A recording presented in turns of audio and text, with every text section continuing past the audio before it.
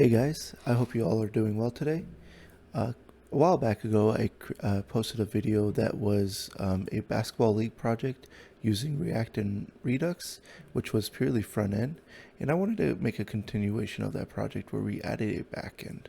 So here in this tutorial, we're going to add a backend to this using Express and MySQL, and I'm just going to give a quick demo of what we're going to be doing. So there's a functionality here where we're going to add the team. So I'm going to go ahead and add the team here, add a couple of players.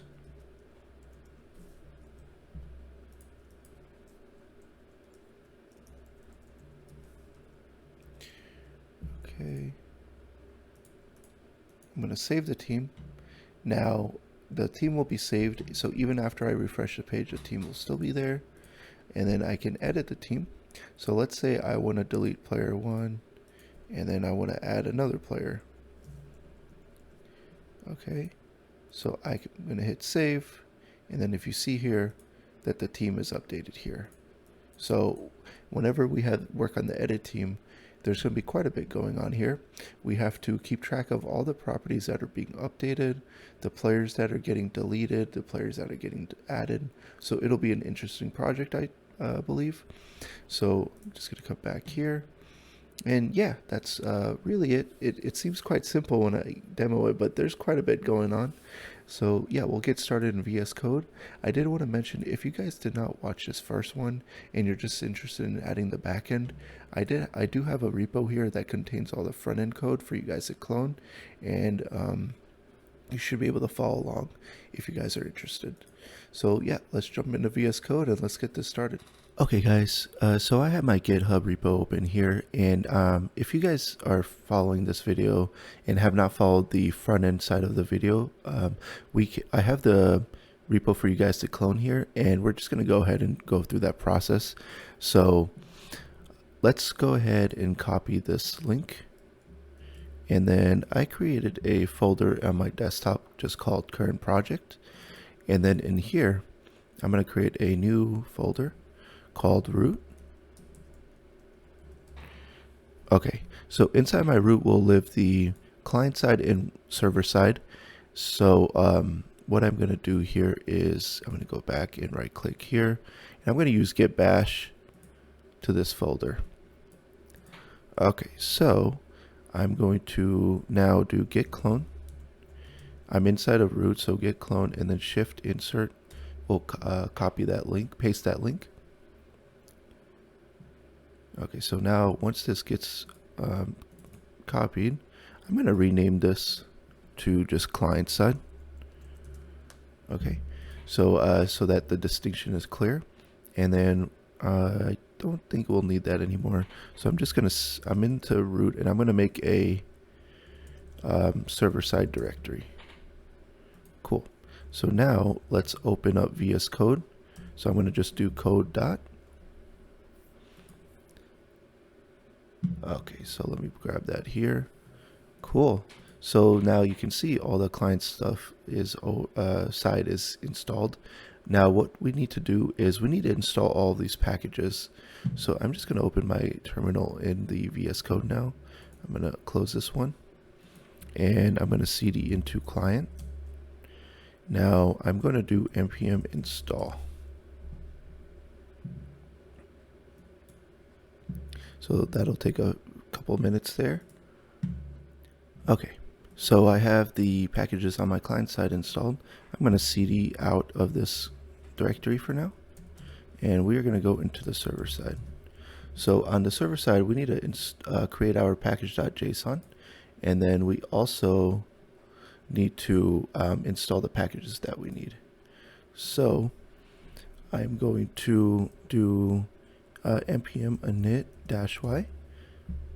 It'll pre-fill the package.json and then create the file itself. So now I'm going to do npm I'm going to install Express, and then MySQL library. I'm going to install a validator library, .env cores to handle our request, and yeah, we'll do those for now.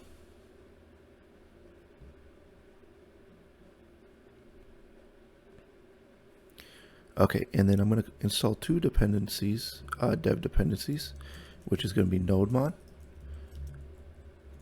and concurrently, so that we can run our client server and server server side server at the same time. And nodemon will let us make changes to our code without having to stop the server and then start it back up. So while that's getting installed, what we can do is I'm going to just change this main to app.js. It's just preference. And then I'm going to create an app.js file. Okay, so in app.js, this is where we're going to instantiate the Express library and all that stuff and start the server from here. This is our starting point. So I'm going to do express require. And then I'm going to also require CORS, so we don't run into CORS errors whenever we try to make API requests from the React side. And then we're going to do require.env.config. And this is just for storing all of our variables for like the DB setup and then also the server port. And then now I'm going to do const app equal to express. Okay, and then I'm going to do app.use. Oh, before I do that, let's start the server up. So I'm going to do app.listen. I'm going to do process.env.serverport. I know we haven't created it yet, so we'll create that after this. Server running. Cool. So let's create a .env file. All right, so this will contain server port. We'll make that 5000. Okay, so now I'm going to go ahead and I'm not going to start the server like this inside the server. I'm going to, in my package.json, I'm going to write a script that will start the server and client side together. So I'm going to create a server key here, and I'm going to say nodemon app. Okay, and then client, since we're in this server directory, I'm going to cd out of this. Okay, and then I'm going to do cd client and then run the command from the package.json there, which is npm run start. Now I'm going to do dev. Okay, so we can just do npm run dev concurrently, and then I need to use double quotes here. I'm going to do npm run server, and then again quotes. Okay, and then I'm going to do npm run client. Cool. So that will be our script there, and I'm going to just try that now. npm run dev. Let's see what happens. Cool, the server's running, so we probably don't need our package.json anymore.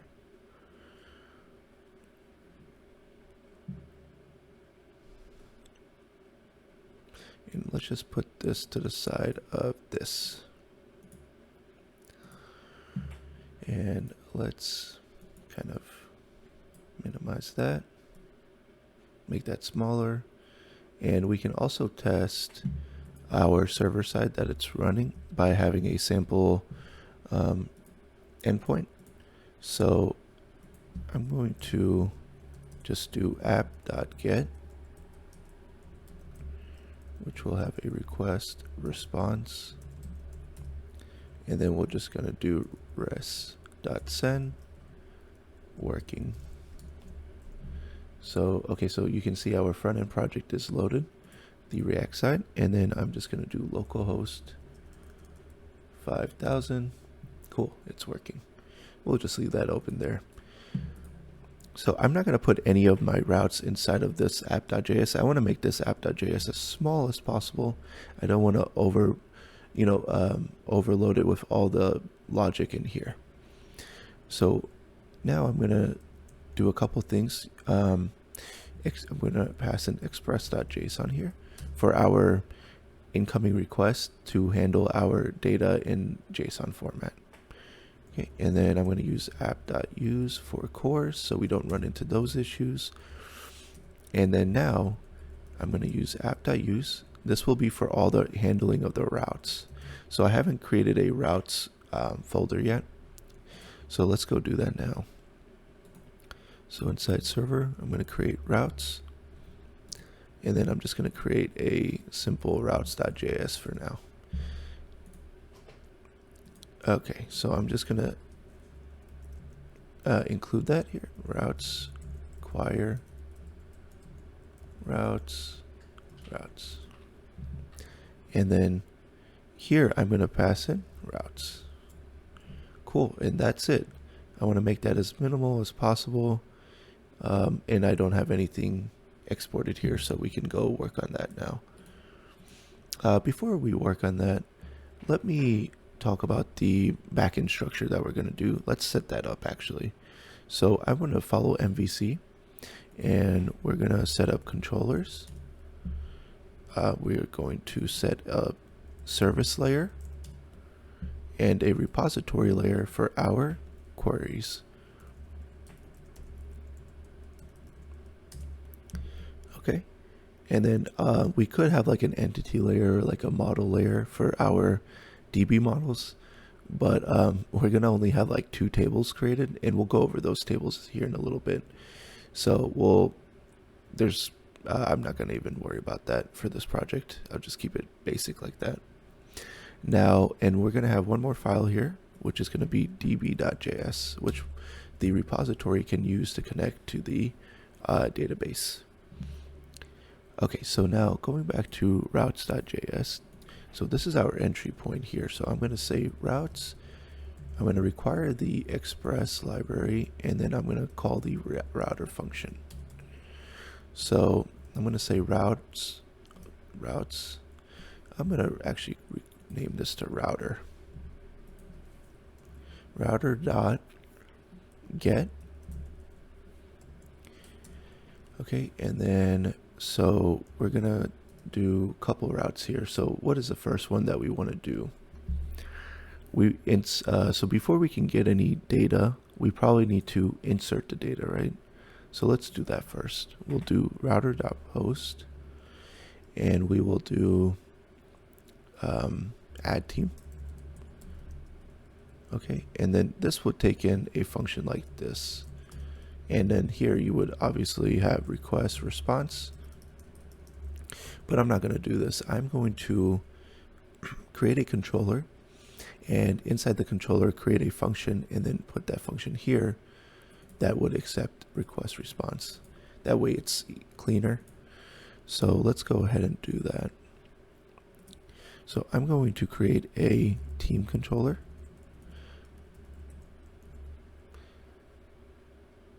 Yeah, let's do that.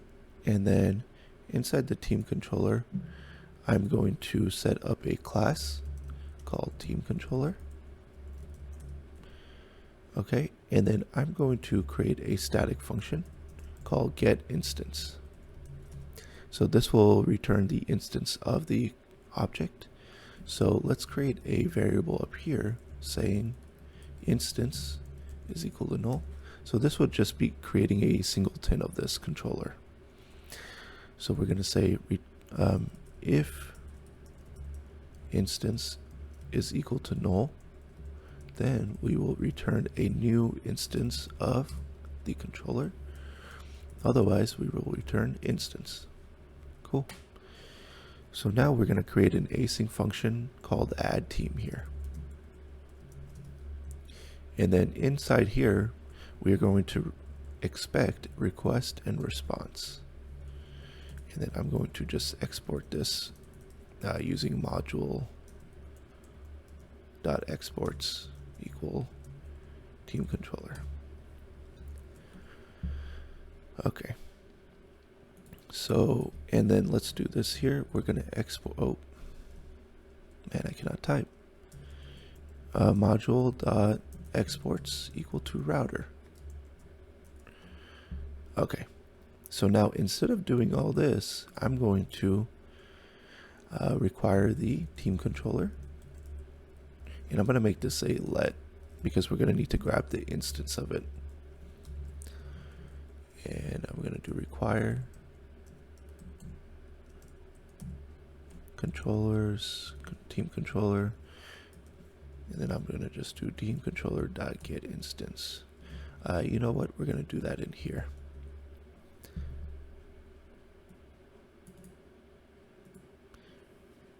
Actually, since let's say just thinking out loud, if we were to have multiple controllers and different routes handling different depending on the controllers, technically it would be better to get the instance when needed, right? So I'm going to do that. I'm going to do teamcontroller.getInstance. So I will have a callback function here actually, and then I'm just going to do that, and I'm going to do I'm going to it would be better practice to actually call this, create a new variable here. I don't want to have any side effects, redeclaring this team controller when other routes would be using it too. So it's just better that we create a local variable here. And then we can do controller dot. So we have a add team. I wish it would autocomplete that, show that, but it won't do that. And then we're going to pass in request. So, okay, so it is able to see that it does exist. Okay. Request response. Cool. And that's it. The controller will handle the rest of the response now. Okay, we don't need to do anything else in here. Okay, so we have that controller routed there. Now, what I want to do is let's set up the DB. Let's talk about the database now. I have MySQL Workbench installed, and I use that. If you guys don't and are interested, I do have a video on how to install and set up MySQL Workbench, and that way you guys could follow along. So I already have a connection here to my local dev server. And I believe I have a file. Yeah, so I have the tables here. So let's talk about the tables that we would need. So if you see here, you can add up to 15 players for one team. Okay, so I have two tables. One is a team table that will just consider the name and city. And then one is a players table. So this will have a player ID, the team ID that's corresponding to the team, player name, number, and position. So this will have a one-to-many type relationship. So I believe I already have the tables created, and if I already have data in there, I'm just going to go ahead and delete it. But let's go ahead and connect to our DB. So I'm just going to right click and edit connection so I can get the properties. Okay, so let's see here. In my .env, I'm going to have DB. We're going to have a host name. And then I'm just going to say localhost. Let's see if that will work. I know it has that standard IP. So, and then I'm going to do a port, which is 3306, a username. In my case, it's just n squared.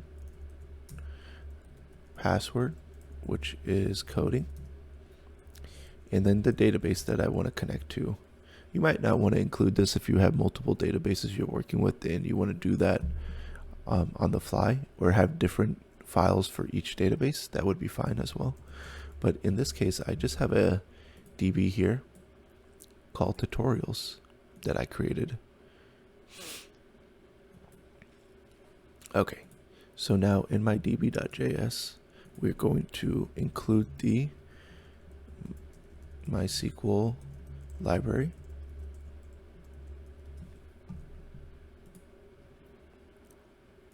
Okay, and then here we're going to create the connection. So we're going to do MySQL.createConnection. is going to be an object that we pass in. So it'll be host, and then I'm going to also require the .env call config. So we can do process.env.db host. And then for the user, we're going to do the same. So I'm just going to copy this over. And then I'm going to just change this to username. And if I do shift alt or shift down, no, shift alt down maybe. Yeah, I can just copy it like that multiple times, shift alt down. Now here I'm going to do password. Change this to password. And then here I'm going to change this to database. So we don't actually need this. This will be the last one. And then we would just do database. Okay, and then I'm going to try and connect to the DB now. So this will take in a callback function. Alright, so in the callback, we're going to say if error, then we will console.log it. We would probably want to throw some kind of exception or something, and not even run the app after that if it couldn't connect to the DB. So, and then we'll just say DB connected. Okay, and then I'm just going to export the connection. Cool, so that is our db.js, and we would include that in our repository. So we'll do that here in a little bit.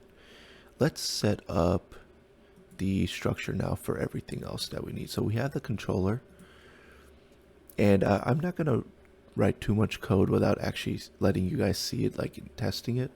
I know how that can be, like we're just writing a bunch of code not knowing if it works, so I don't want to do that. But we do need to set up this basic infrastructure so that we can get started. So before I create a service layer, let's just go ahead and create the fetch call from our front end. So here I'm just going to return a response.json that will simply say success is true. And we would need to make a post call for that. So what I'm going to do here is let's have another one. You know what? That's fine. We can set up the post call. So we don't need app.js. I'm going to now go inside our components, and on the save team, we want to make an API call to the backend. So in the team form, let me see here. We want to make an API call on this function itself. So if you see here, we have two functions for adding the team and also updating the existing team. So those are the two scenarios. What we're going to handle now is just the addition of the team. Okay, so we're going to set that up now. So inside this else statement, what I'm going to do, I'm just going to make a good old fetch call. Okay, and then I'm going to do HTTP localhost port 5000. Route will be add team. Okay, and then I'm going to have an object in here. This will have a headers key where the content type will be set to application/JSON. Okay, and then let's have a comma here. We're going to set the method here as post, and then we're going to set the body. And we need to JSON.stringify our data. Okay, so we're going to do team data as the key, and then if you see here, we're passing in the team form. So I'm just going to pass that in, all that data, and then I'm going to have a dot then, okay, and then convert the response to JSON, then another dot then for the data retrieval, and then in here I'm just going to console.log the data response. Then let's have one catch for the error handling.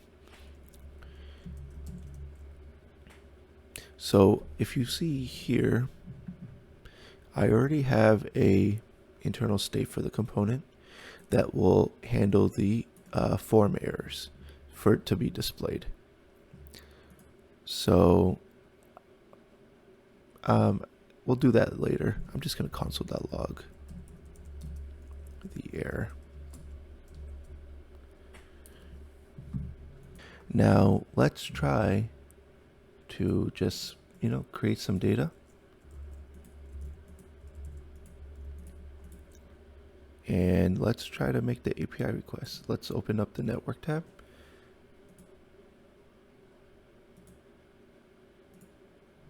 So you can see here, it did send in the payload and we did get a response of success of true. And you can see that here. So it is connecting to our backend now, which is perfect.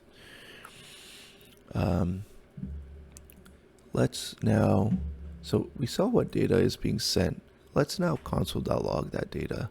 So I'm going to, from here, say const team form, and I'm going to just destructure it. Sorry, it's called team data from the request.body.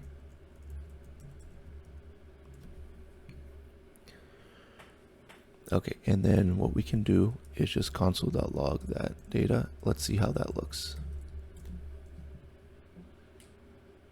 I'm going to just refresh that.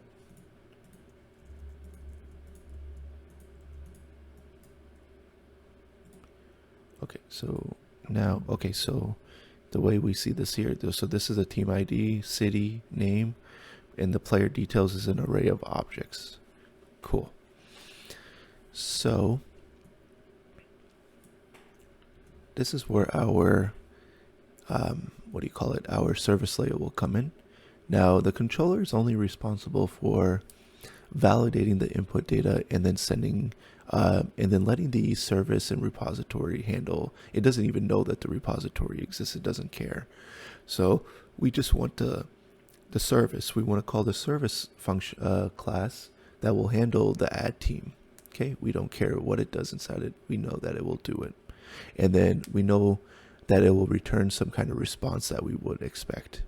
So that's all the controller's responsible for. So what we are going to do is in our controller, I mentioned validations. So since this is I'm trying to show how to best practices for a full stack application.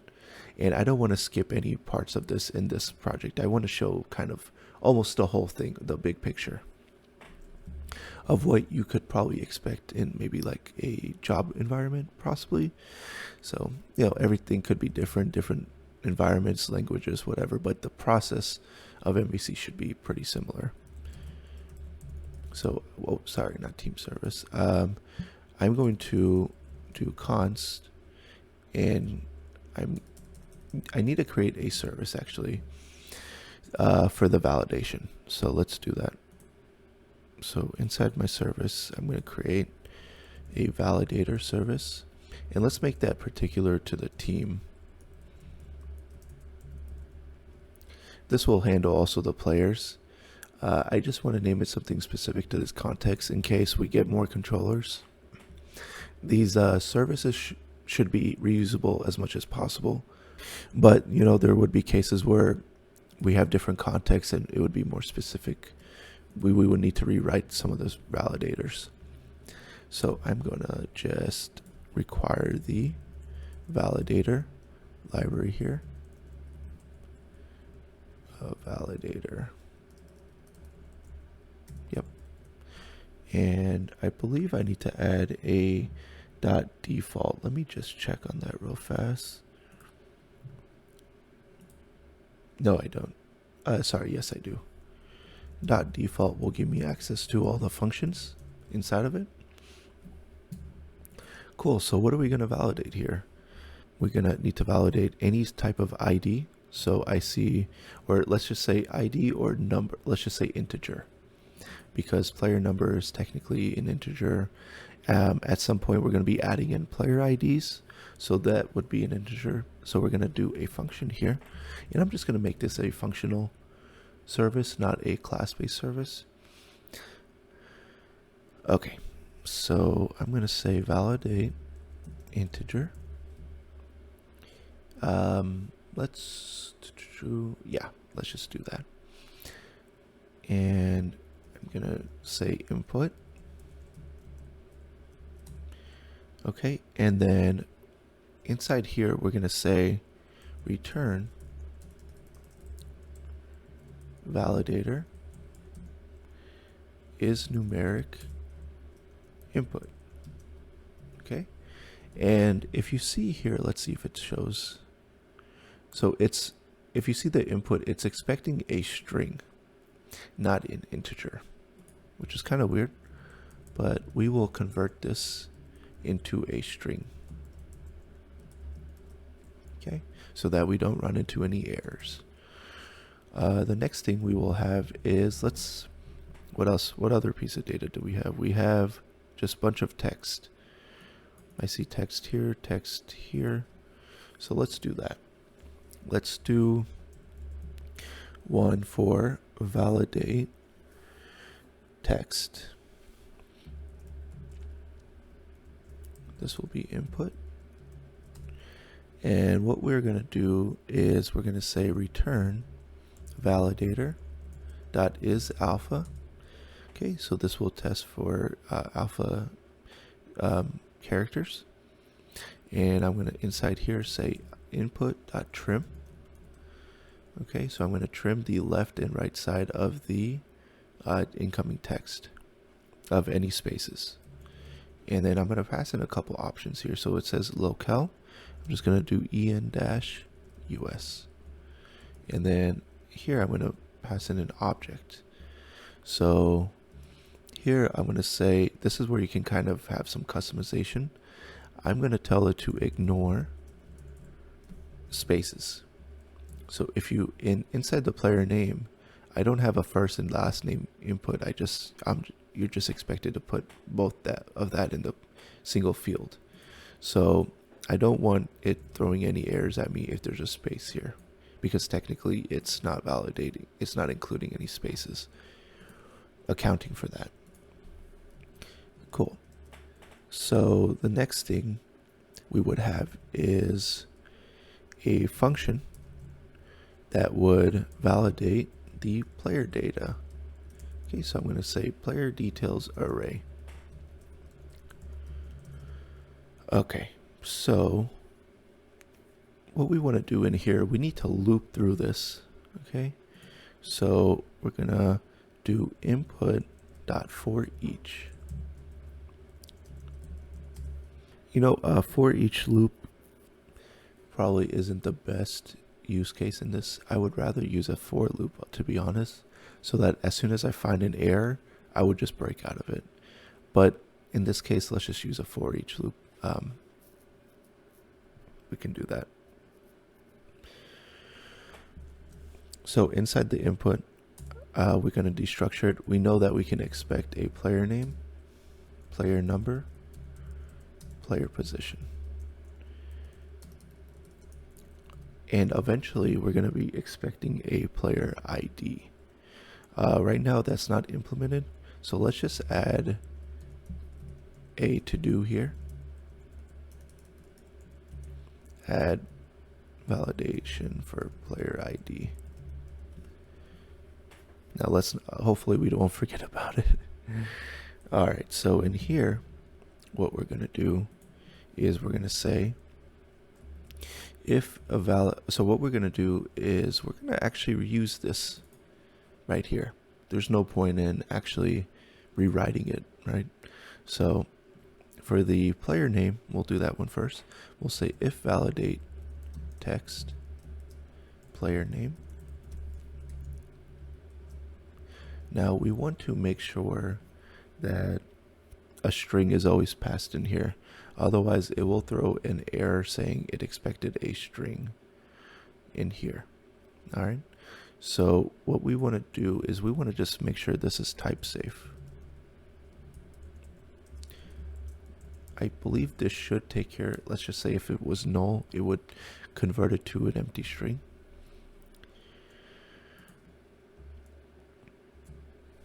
So yeah, in that case, we would probably want to have some try-catch blocks in our controller. If it was empty string, we would want to, now obviously the front end would take care of that. We have already validations for there. If you don't enter anything, it will say it's a required field. So technically we would never really run into null, but we do want to just make sure of that it's accounted for. So now what would happen in here? I'm going to create a variable here called valid data and set that equal to true. And I'm going to do valid data is set to false. Okay. And then also I'm going to now validate the player number. So I'm going to say validate integer. And I'm going to pass in the player number. And I'll do the same thing here. And then the player position. So the player position, we are going to validate against a constant of position. So what do I mean by that? I mean, we're going to create a constants folder. Inside here, we're going to create a player.js. And then inside here, we're going to create constants for our positions so that the application, if any developer wanted to have a reference, they have a single point of reference for this. Okay.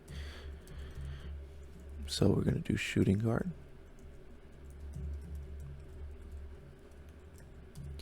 We're going to do small forward.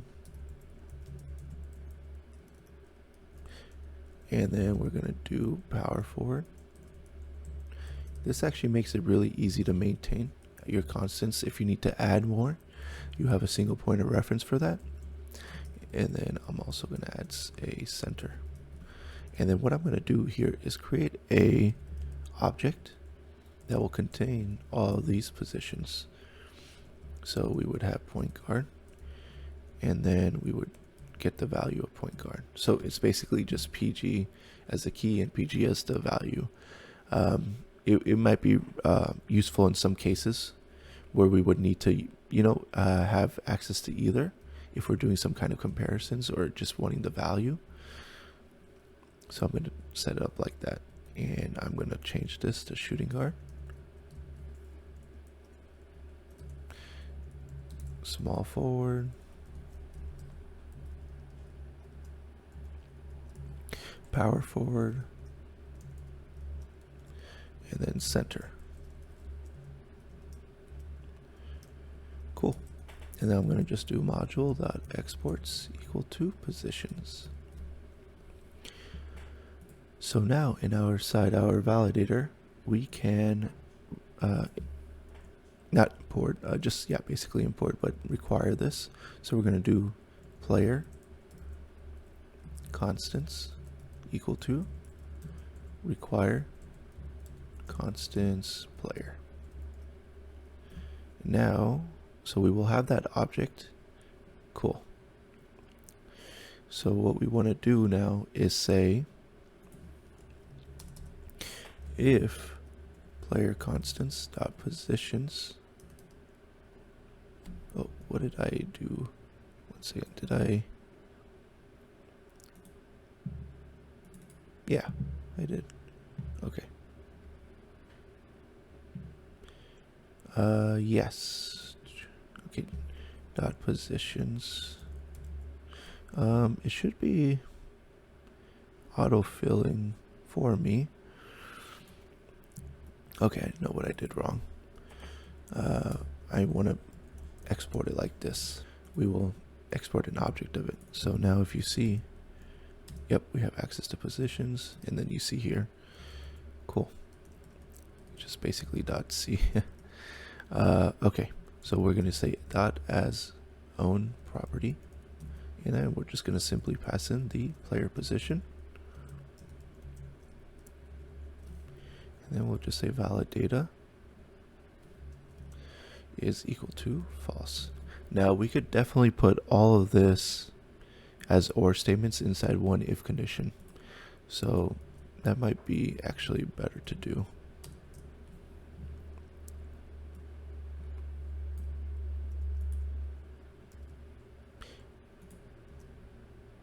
Okay, and then this one.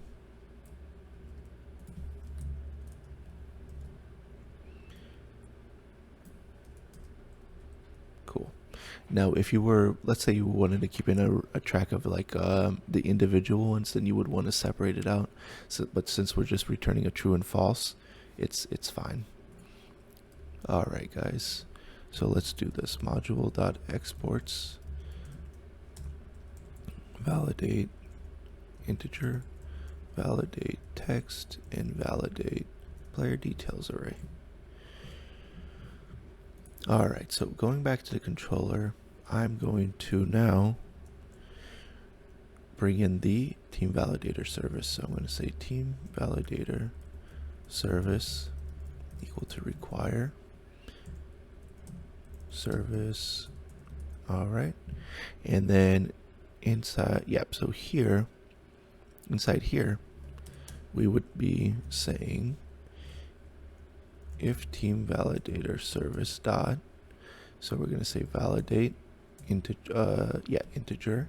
So we would be, now we're going to validate for the individual properties. So we have ID, so we're going to do team data dot ID, and then we're going to do an OR. So if any one of these are false, we would throw return a response saying invalid data. We're going to do validate text team data dot city, and then we would do the same thing for the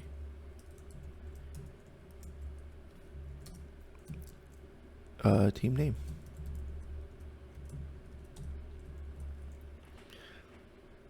Okay, team validator service dot validate player details array, player team data dot player details. So if this is true, we're going to return response.json. Success is false, and then let's send the response code. Let's set that equal to 400. I believe that's invalid request, and let's give that a try. So I'm going to refresh, add a team. So let's make it fail on purpose. So let's see here. Here you wouldn't want any numbers. I think I'm not even validating for alpha only in TeamCity. I might be doing alphanumeric, so that might be good in our case for testing. So let's try that. Oh, it actually went, oh, okay, so it did return a false. I don't think I set my response.code properly. Let's see how to do that. Response code.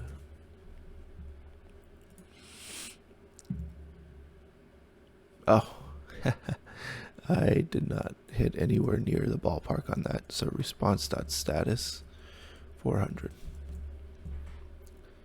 That's why you could see it returned a 200 response. Yeah, let's try that one more time.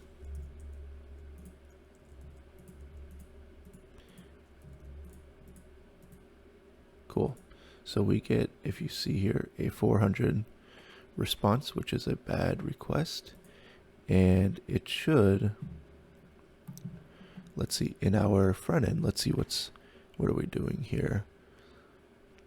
Now, is it, I'm curious to see which one it's actually doing it in. So let's try this. It should be catching it.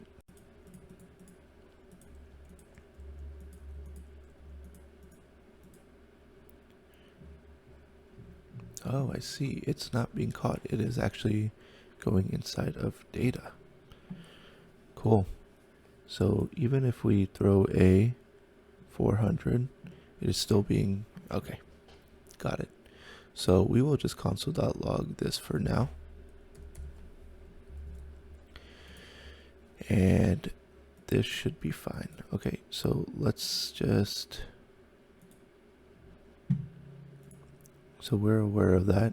Now, we have the validations done. Okay, so the back end, actually the front end is missing, it seems to be missing some validations. The back end though so you should always validate front end and back end. So the back end should be the full proof, and should validate for every scenario. So it should not let you save it. All right, so now I'm going to add this team data, add team function in here. All right, so now we're sending the data to the backend. Now, okay, let's say it passes all the validations. Now we get to the fun part, and we will insert the data into the DB. Okay, so I know I probably went by too fast in the DB, but I did already have the tables created. So if you don't have that, yeah, please do that so that we can start inserting the data. Now let's go to our service. I'm going to close out of our routes for now. Inside the service, let's create a team service.js.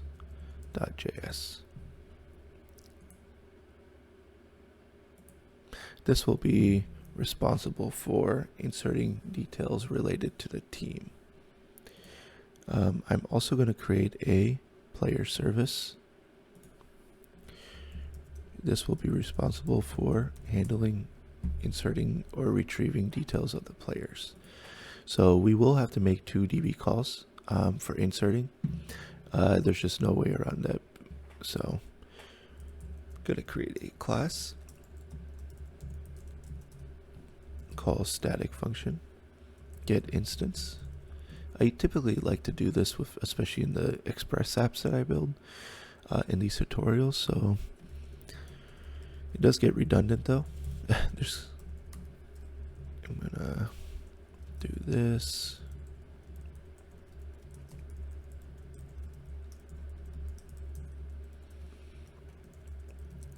Cool. And then I'm going to do an async function called add team. See how I'm keeping everything just consistent. I see a lot of times in code bases where in the controller it'll say add, but in the service it'll say create, and then also in the DB, in the repository or something, it would say like, insert or something, insert team or something. And I'm just like, wow, we need to just keep it consistent. It's just easier to understand when it's consistent. Okay, so inside of our service, what are we gonna do? We will basically call a method to our repository. So let's set up the repository classes. I'm gonna call a team repo.js and a player repo.js, okay?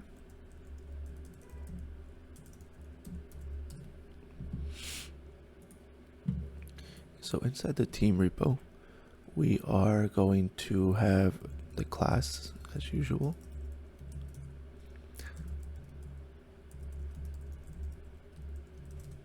Okay, and then do the same thing.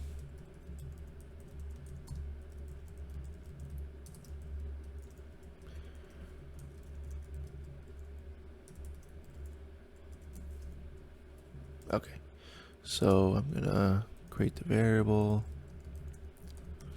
So here is where we will require DB file. And we don't need to set it to any variable. It's just going to run the connection for us. Okay. We could make it into a class where we would require it and then grab the single connection maybe. We could do that. I think this might be creating a connection every time if you were to have it in multiple repos. I'm not exactly sure if that's how it works, but it's just my guess. Now for this tutorial, it doesn't matter, but for production, it would matter. Okay, so we're going to have an async function called add team. And then in the repository, okay, in the add team, I'm going to have a try catch block. And then here, I would just console.log the error. And one thing that I like to do is, in the beginning you might run into errors, so I'm going to just say add team. repo, so that the logs are kind of, they give you some kind of indicator, okay, what function is this coming from and what class. And then here I'm just going to return an empty, I'm going to return 0. So this would return, whenever we insert something, we want to return the latest inserted ID. That would be very useful for the front end for later on, and especially the back end is too, because we will need that ID to, let's say we want to make any changes in the future to that team, we will need that ID to grab the details, or, from the DB, the primary key. So now I have the, and you know what? This does export something, which is the connection. Sorry about that. So connection, we're going to do connection dot query. And before I do that, well, we're going to create a promise. So we're going to do return await, create a new promise here, resolve reject. Inside the promise, we'll run the query. Okay. And then we'll await that query so that we can make it, we don't want anything else functioning before that query is done. So the first thing it will take is the query itself, any params in this case we will have a bunch of data coming in, and then a callback function. Okay, and if we get an error, we want to simply reject and then throw the error. So we're going to do reject new error, error.message. And then that would come to here in console.log it. Otherwise, we will just simply resolve it, and we want to grab the insert ID from the results object. Okay, and all this is in the MySQL library documentation if you guys are interested. Now, in the function, we'll be expecting the details, right? So we're just adding the team data. So we're going to do team name and city as I have it set up here, okay, to keep it consistent.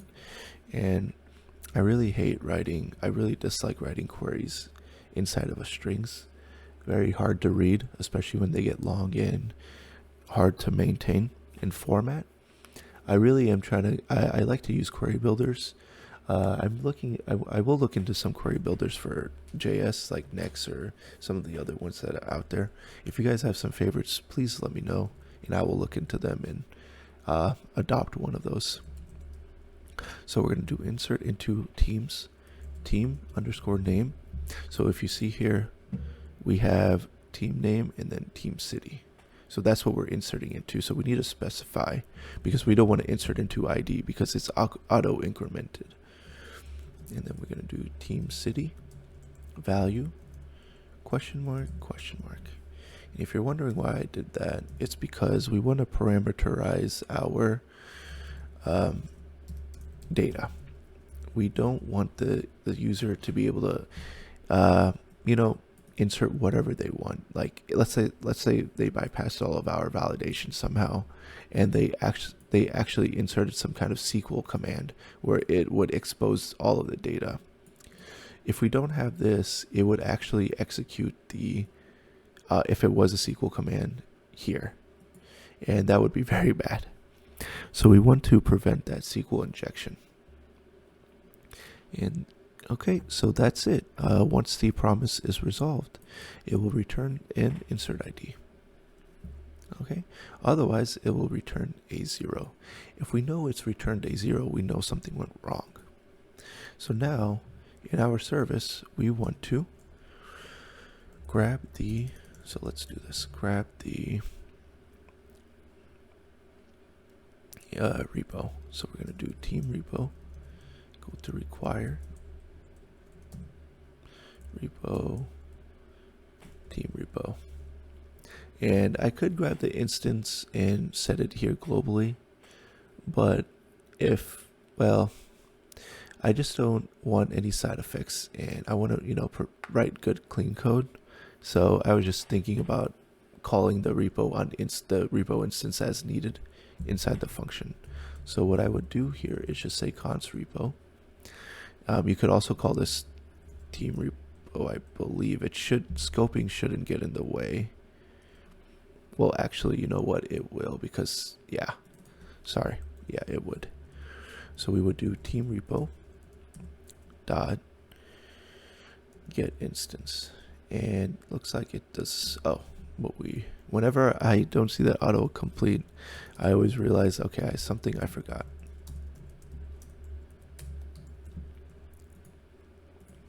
So if you see here, get instance.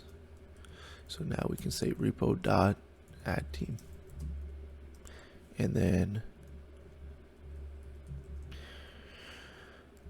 we will expect also in here, I'm going to just destructure it. That's what I love about this.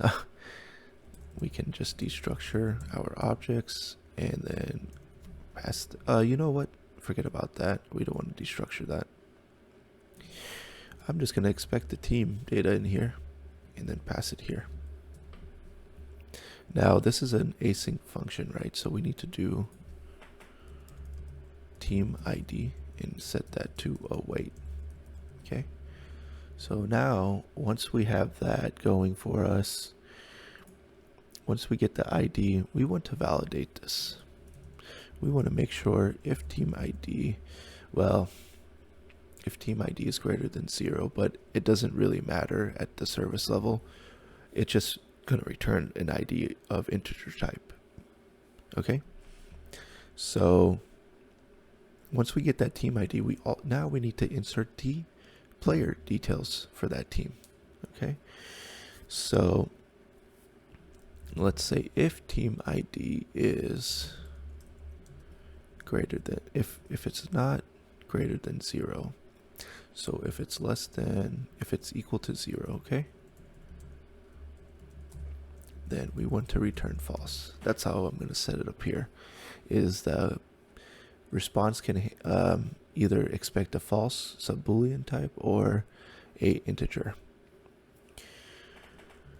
So now we want to set up our team service. All right. And I know I want to show you guys adding the team, but yeah, you know what? Let's go ahead and do that. I don't want to jump too far ahead and then you guys not understand what's really happening. So before I add in the player details, let's just return the player ID.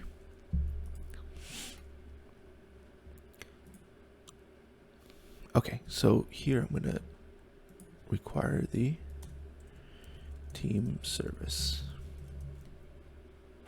Require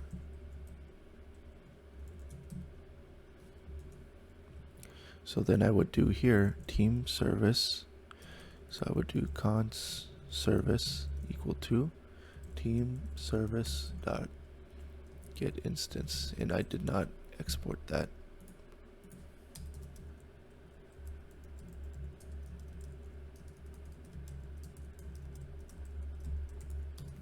Cool.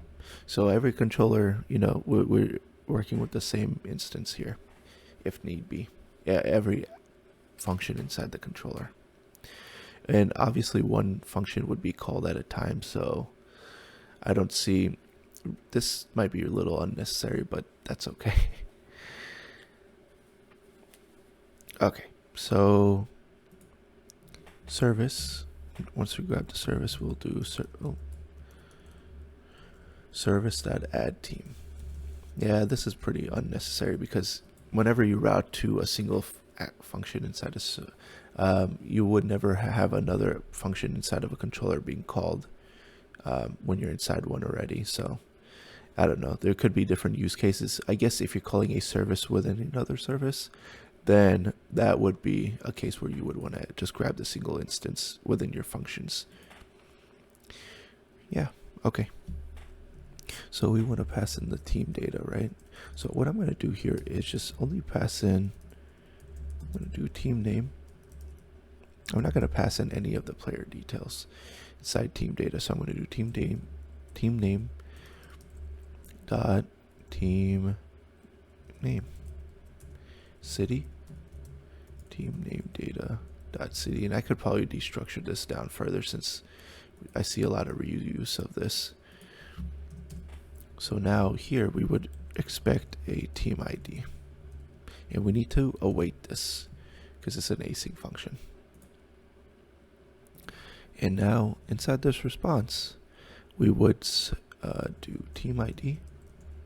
And then, okay, we could just do that. Now, if team ID is equal to false,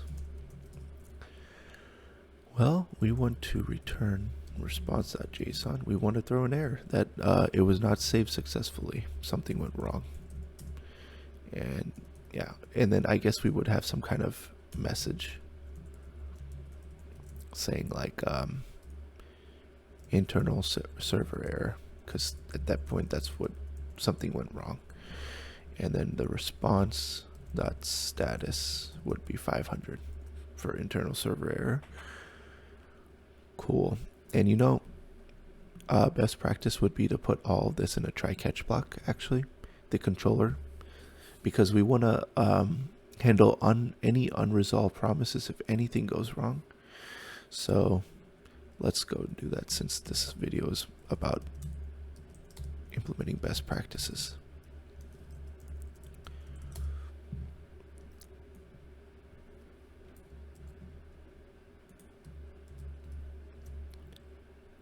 Oh, I guess, okay.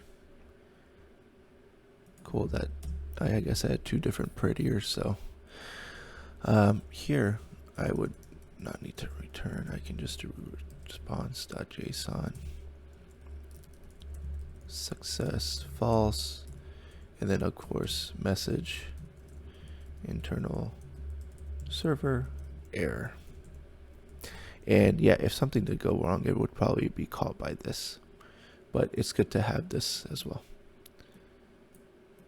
And you know what, this is a pretty bad message. I'm going to do error adding team.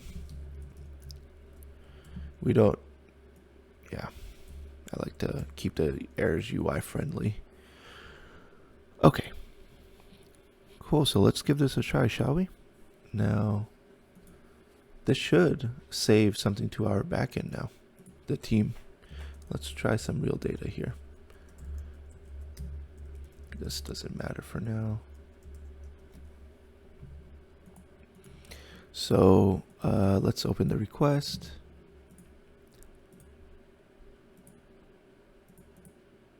See, there is some kind of error. Okay, so just to show you guys some, error handling, so that's a good reason why we need to add try-catch blocks, because it will catch your errors. Team name is not defined here in the team controller line 21. See? You guys probably knew that.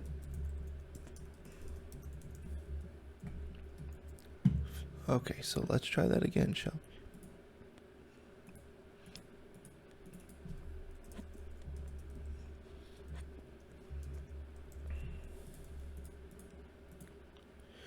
Cool, so again, it threw some error. Looks like it threw a 400 error.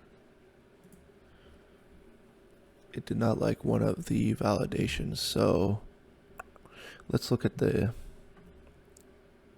let's see, those validations look good to me. Which one is failing though? Okay. See, this is where it's like your validations need to be kind of, good. They need to show proper, like, what do you call it? Tracing, so that you can actually see where it went wrong. Because now it's like you're kind of just guessing, wondering what's going on. Let's see. Oh, you know what? We're not even returning anything here. And you guys probably knew that as well. Okay, let's try that again.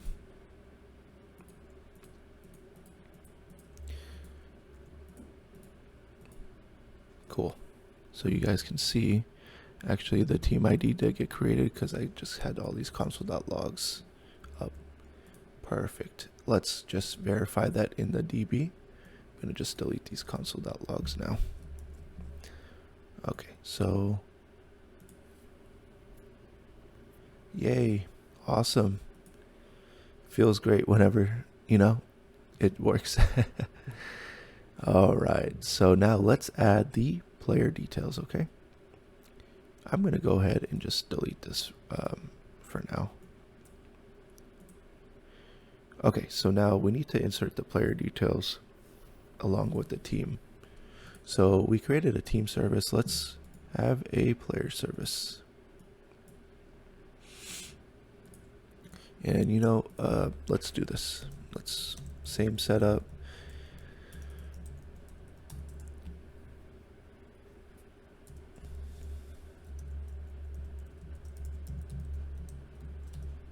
Okay, static get instance if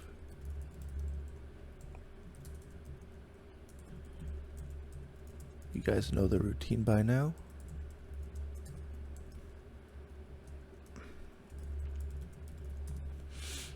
Cool. Async add players. Let's keep that consistent. And then we'll just do player details. So this one is a little trickier because we're working with an array of objects. So, we're inserting multiple things we want to insert multiple things at once. We don't want to write an insert statement in a for loop. That is bad. So let's see. We need to set up the repo. Let's do that as well. Let's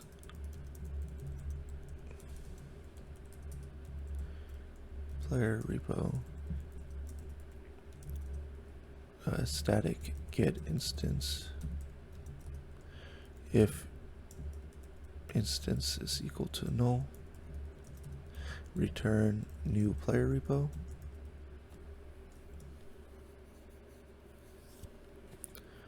Okay, return instance async add players.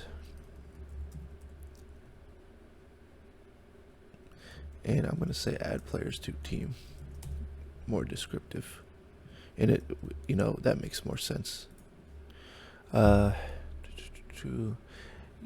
do one more. Let's do something better, actually. Add players by team ID. Okay. And this would player details.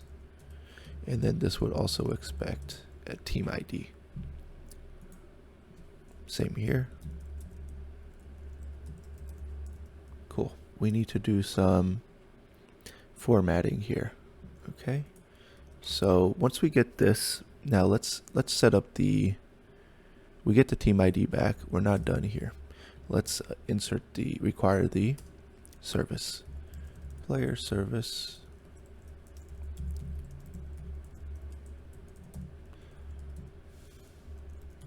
Cool. And then, so this is where naming gets tricky when you get more than one service. I don't want to just call this service now. I want to call this team. I don't think we can do that. I don't want to do that.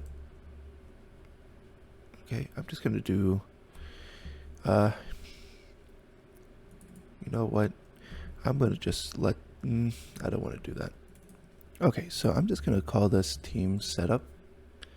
Yeah, I know the service is called team service, but I still want to stick to my const here. I don't want any other function but you know what? I don't want any other function messing with this. But in this case, it's always going to be like one function could not let's set this to 0 and then another function in the controller. It would be a different, they would never get called at the same time. So with that being said, I'm going to change this to let.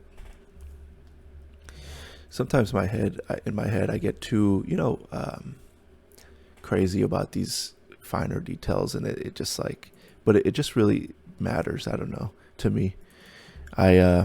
After reading Clean Code, it's a great book. I just really care a lot about how it's set up and want to, follow best practices.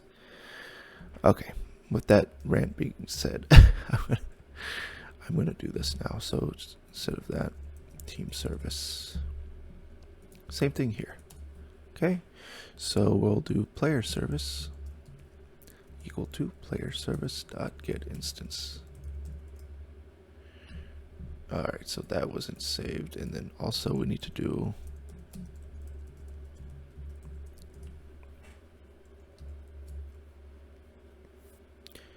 player service is now there. We'll grab that. I don't need that semicolon.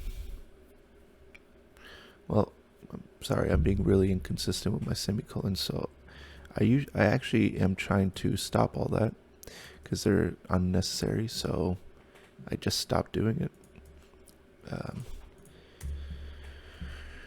What else? No, now in the player service, we're going to have add players by team ID.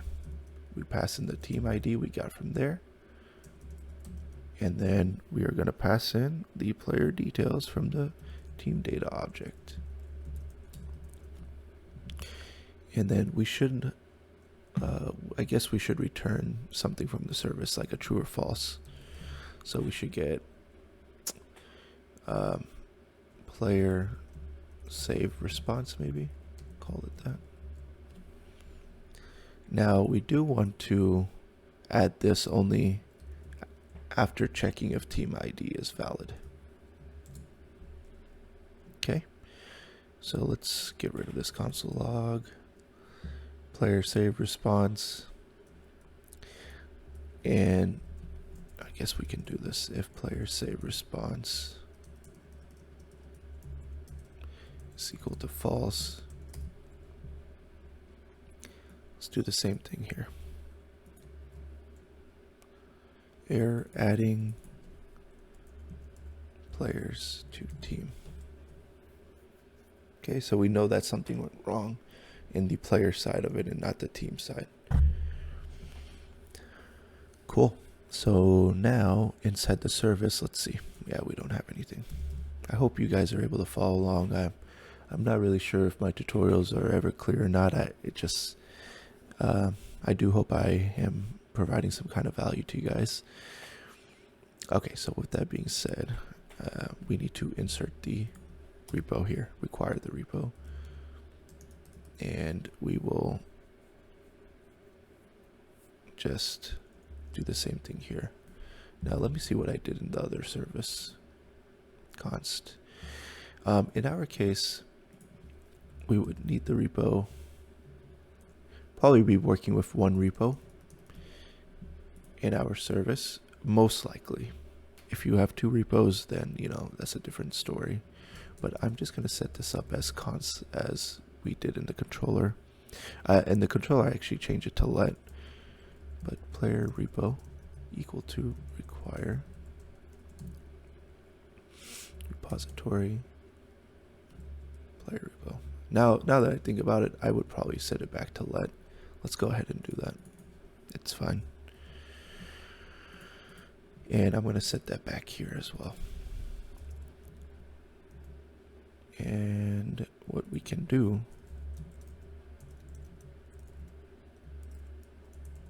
get instance. Okay, sorry about that, guys. I don't mean to keep going back and forth on these things. Okay. Let's do the same thing. I know I don't have that set up yet. All right, cool. So let's get that set up by exporting it. Now, if you're wondering why I don't just do the new keyword here, if you're inserting the requiring the repo in multiple services, then you're returning multiple instances of the same class when it's not really needed. So that's why I'm setting it up this way. Cool. So now I would do player repo dot, I would say add players by team ID.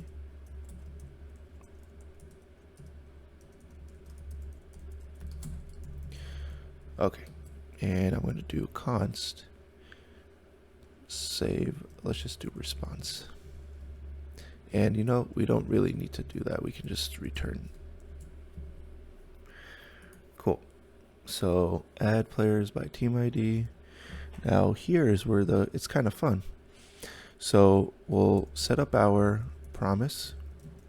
We're gonna do a batch insert. Okay, so we're gonna insert all of the details at once in one execution of the query. And at most we would be inserting up to, 15 players, right? So it shouldn't be too much of a performance hit thing. Okay, so insert. Oh my goodness. Okay, insert into players table. So I'm going to specify team ID, player name, player number, player position, and then values will be a question mark. That values will be an array of arrays. And then we don't care about the insert ID here, because it would return the latest insert ID of the last player inserted, so that's really no good to us. So if error, reject, new error, error.message. And let me see, let me do this, and I need to add this inside a try catch. Now, I have multiple try catch blocks. Oh wow, that formatted it differently. So, since I'm using Prettier, I guess it's doing it this way. I just want to mention that technically we don't really need the try catch here, since if anything failed, it would propagate to the controller. So, but that is okay. What we'll do is just return false. Cool. And then let's just say add players by team ID. All right, so now let's set up our query. So I'm going to create a variable. And not everything has to be inside the try catch block, by the way. If you're just creating your variables, I don't see a reason for that.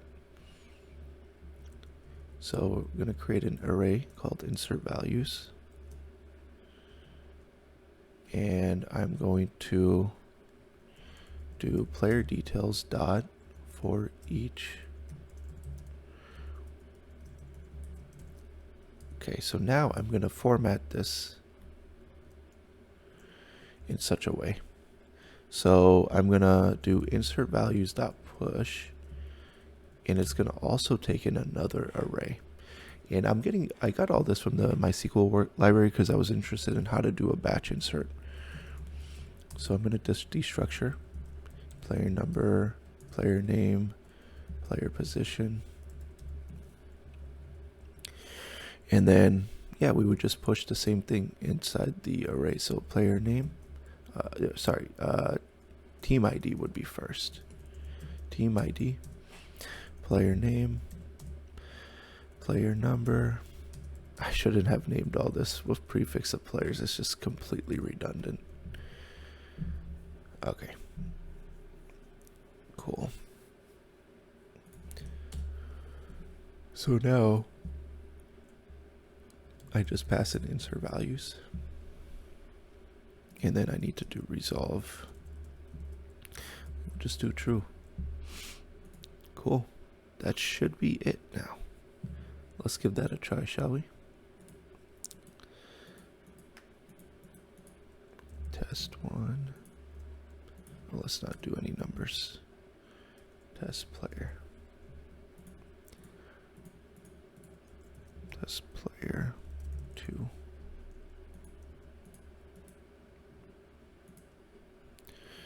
Cool. Something did not go right. So see, add players by team ID is not even a function.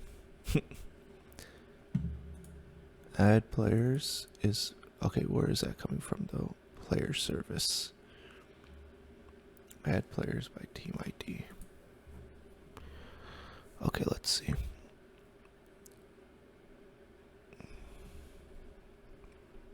Oh, player repo. Okay. So what did I call this? Add players by team ID. I'm exporting this.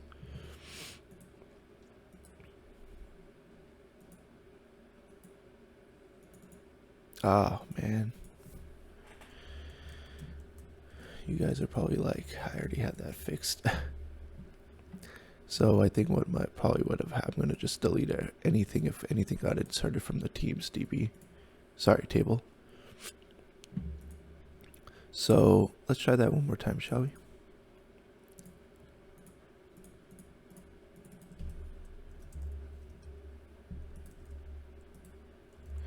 Test 1.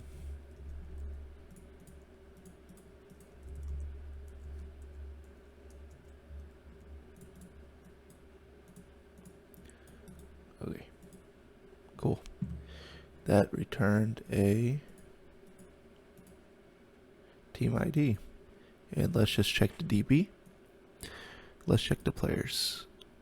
Yay, awesome. The players are getting saved. They got IDs now. And the teams are getting saved. Awesome, awesome. So, now, I know that I'm taking this tutorial maybe too slow. I just want to explain everything that I'm doing. I hope you guys are able to hang in there and get some value out of this. Okay. So now we're done with the backend for the team, saving of the team. What we need to do now is, now if you see here, I have a function that will add to the Redux store. Okay, all this will get saved to the Redux store.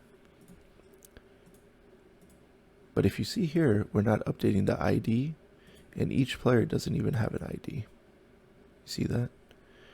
So that is not what we want to do. We want to actually get the ID and the player IDs.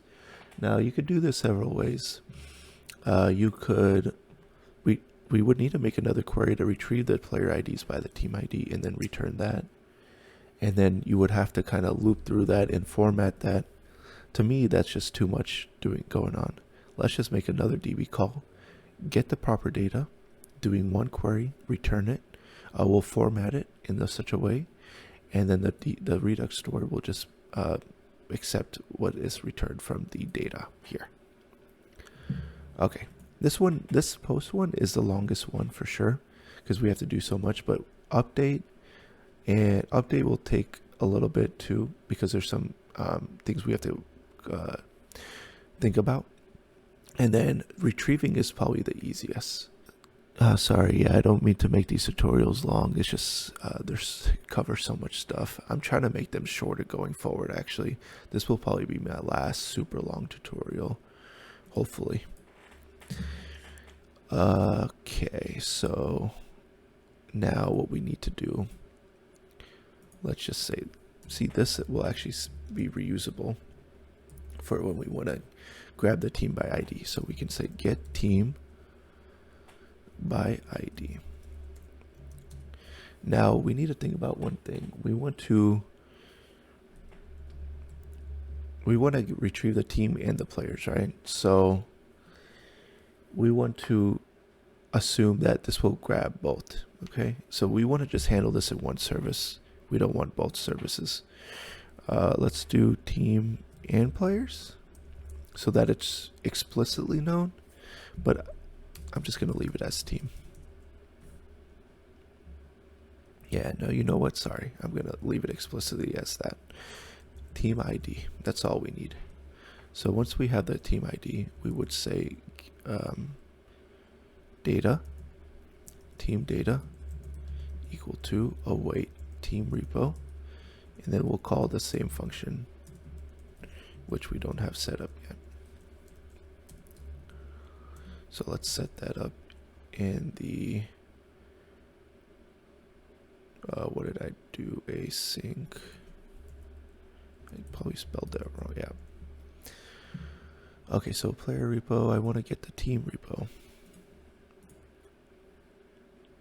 So I'm going to come down here. Async.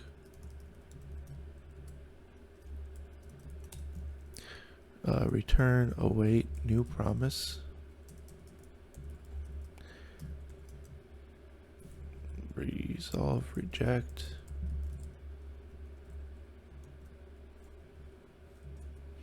Okay, so in this we'll just have a team ID.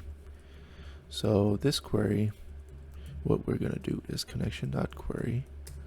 We're going to do a select. We want to grab all the details basically. So is there anything redundant? We want to grab the team name, team ID, team city. And then we want to grab the team ID would be redundant, right? We don't want that. So let's do this. I would say do select star, but I read that select star is inefficient to do. You only want to grab what you want, the details, the columns that you want. So what we want to do here is we'll first get it from teams. Okay, and then we're going to do an inner join. Okay, on players on teams teams.id equal to players.teamid. Cool. That should be it. Now, if you guys are not aware of like how joins work, what this will do is basically, and I forgot to add that where condition, but teams.id. What this will do is join teams, and it will find all the matching players within that team. So that's an efficient way of retrieving these details. And what I'm going to do here, and I didn't add the try catch, so let's do that. So this would return an array.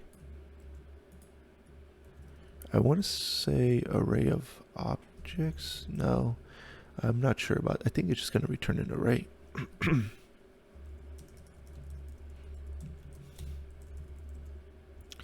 And this would just return an array. Console.log get team and players by ID, and then air. I could use template strings, but I'm just being lazy. Okay. All right, so here it would take the team ID and then air results. If air reject, we want to throw, new air results. Sorry, air.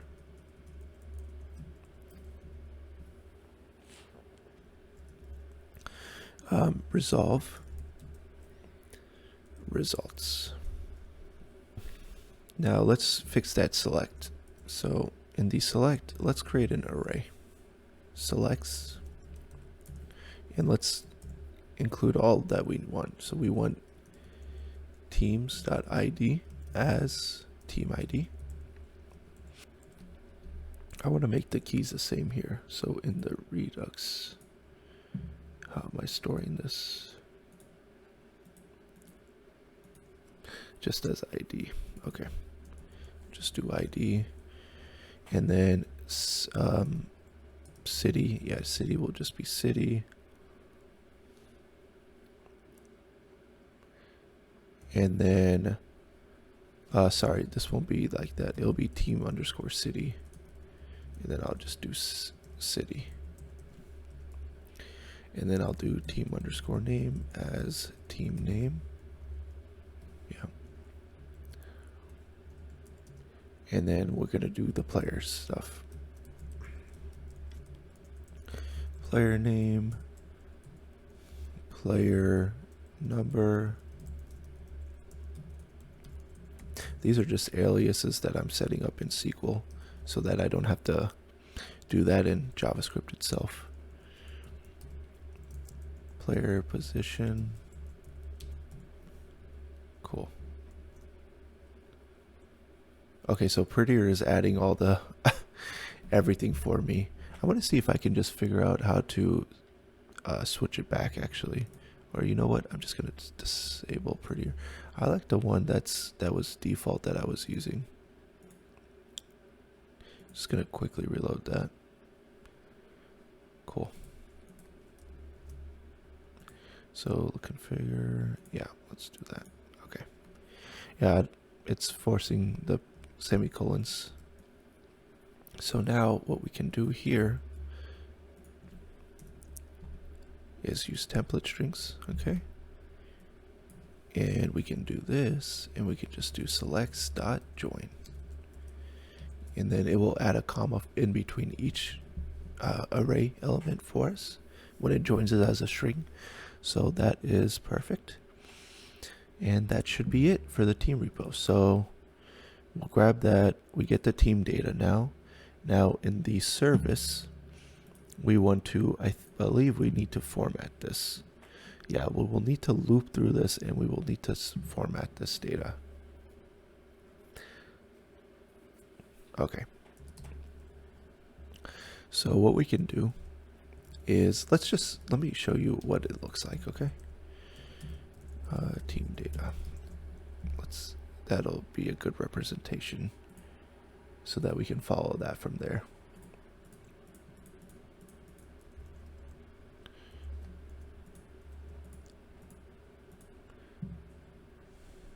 Hold on, let me make sure I'm calling this. Yeah, I'm not even calling it. Okay, team service. Okay, so now at this point we know that all the details have been saved. What we want to do now is say team data, and then we want to say team service dot get team and players by ID. And I should probably clarify team ID, but that is okay.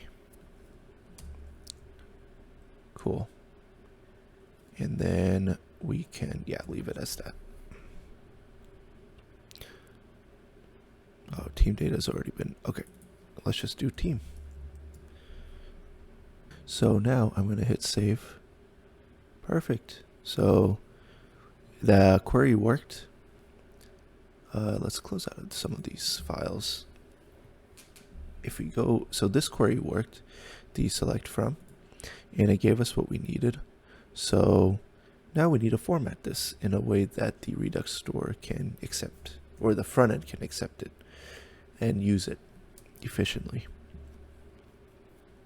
So we want to do this. We want to say if team data dot length.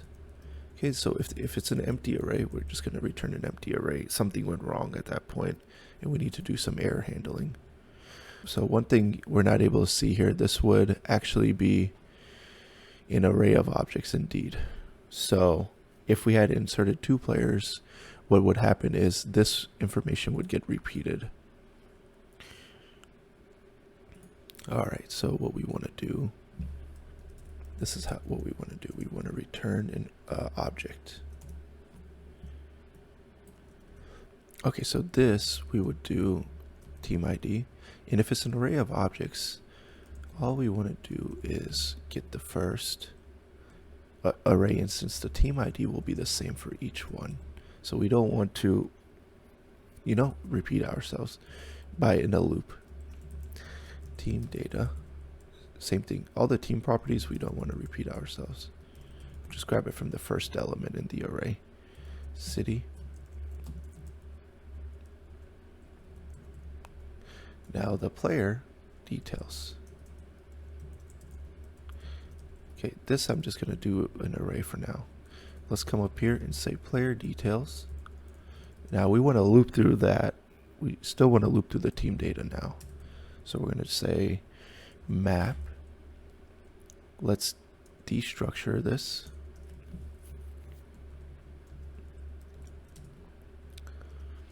Okay, so inside the destructuring, so we want to have the player ID. Oh, see, we're not even including the player ID. We need to include that.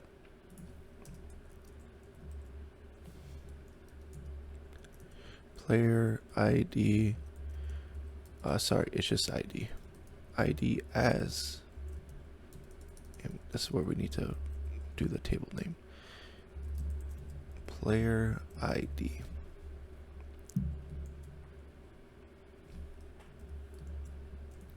Okay, so player name.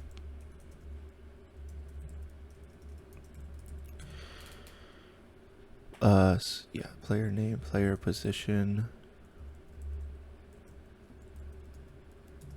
Oh my goodness. Position.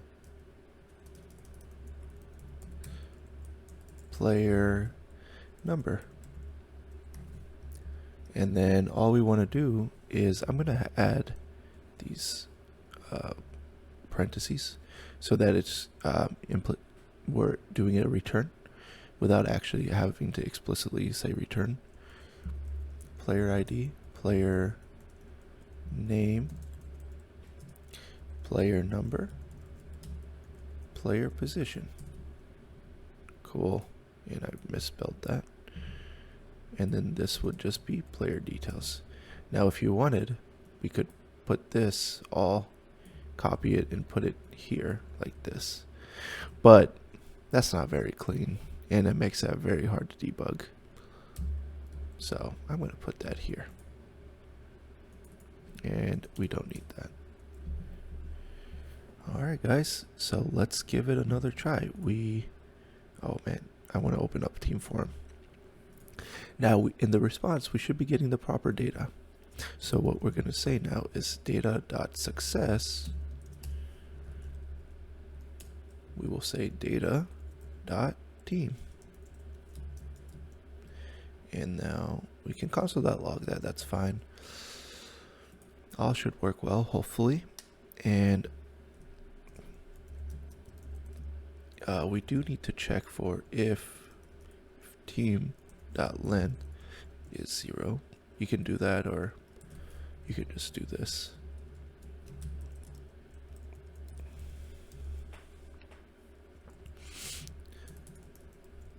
There's a lot of error handling here. So response dot success message error retrieving saved team details, and then the code. Okay, so now at that point we want to say team, and that's it. All right guys, I think that was a long one. This add team is, I knew it would take the longest. I hope so. Update is, within that same ballpark, but we have some functions that we can reuse, so let's try this.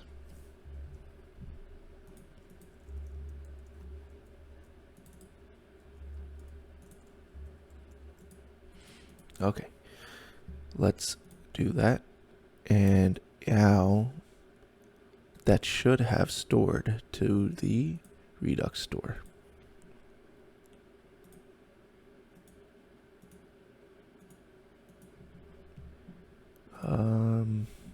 It does not look like it did. Okay, so is the code even, 1 second, let me see. Okay. Somehow, okay, I didn't have the network tab open, so okay, it should have saved the details for sure. Yeah, it definitely saved it. But what it didn't get saved. And did it console.log? Console.log the object. Okay. Error retrieving saved details.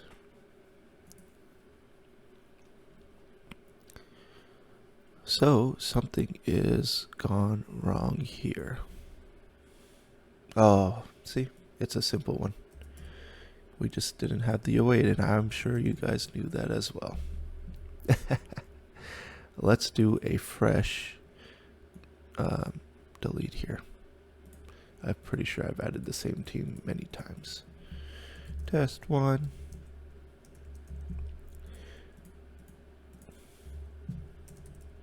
Test 2.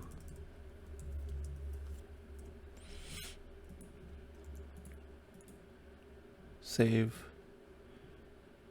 Okay, still. Okay, let me see. Nope, I do have the proper await here. Oh, oh my goodness. So this obviously is not an array, it's an object, right? Okay, got it. So I guess I'm returning in an empty array. And then here what I'm doing is, okay, so what I need to do here is say if array dot is array team. And because it won't, it should actually return an object. So, in that case, this will return an array. This should return false. If team is equal to false. And then, so we found out that team ID is being undefined. And the reason for that is because I called it just ID, and I'm going to change that to team ID.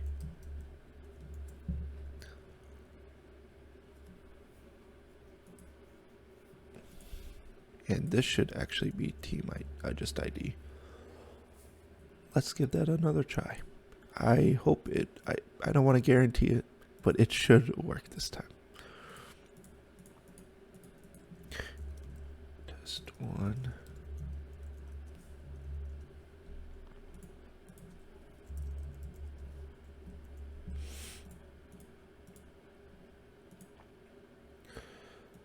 Perfect.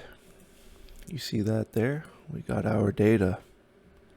Now let's check in that Redux store of ours. Perfect, guys, perfect. Now we get to do the fun part. Now we get to do the retrieve. So on page load, we need to retrieve the details and display them here. So right now it's always showing empty. So let's work on that. All right, so we're gonna work on this landing page where we retrieve the details. So for that, I believe we need to make a call in the main component here, which is main.jsx. So I believe that would be the best place where we need to make the API call. And then, if I'm not mistaken, player table, yeah. So we would just need to set that team inside of the Redux store, and then the player table should reload and fetch it. So we need an action to actually load the teams into an array in the Redux store. Okay, so we're going to jump first into the Redux store part. So if you see here, team reducer, we have a teams array, and what I want to do is probably create another action here.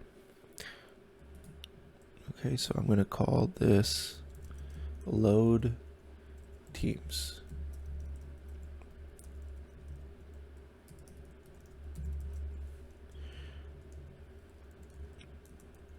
Load teams. Import that here. And then what we can do is come down, case load teams.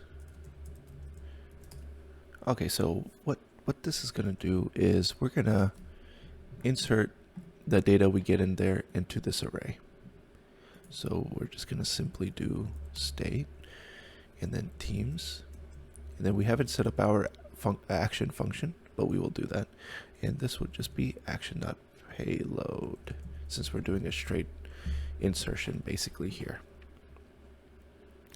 Let's go to the actions, team actions, call load teams, and then let's do load teams, and then this would just take in some data, and I think we can just call this payload.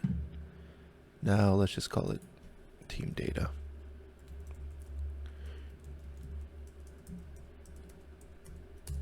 Type load teams, and then payload will be team data, which will just be in, I believe, an array of objects is what we're going to do. We need to grab all the teams, right? So yeah. Cool. So what we need to do is in the main, let's have a use effect.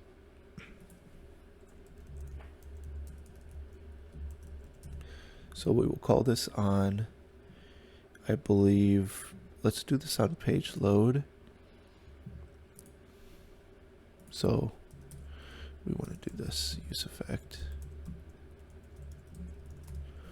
And then right now, we'll just do it on that. Okay.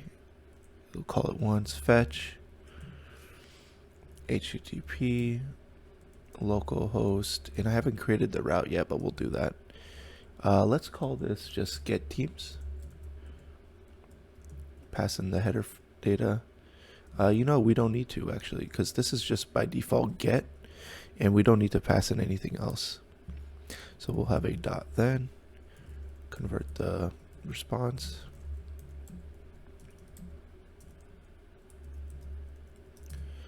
Another dot then, which will get the data back. And then we want to say if data dot success, we will call load teams, which we have not imported. Okay, let's not do that. So we need to pass that in here and load teams. And I believe I have a container set up. I do not, so I think I'll need to set up a container. Main container.js, and then I'm just going to import the connect function from React Redux, and then I'm going to import the load teams function from the team actions file. Store actions, team actions. And then I'm going to import the main component.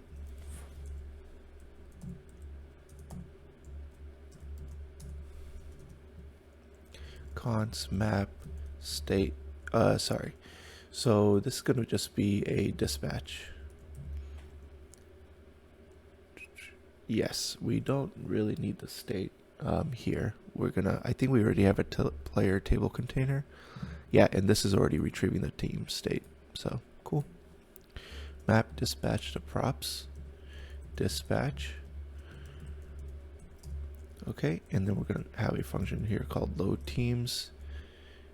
This will take in some team data, dispatch, load teams, team data.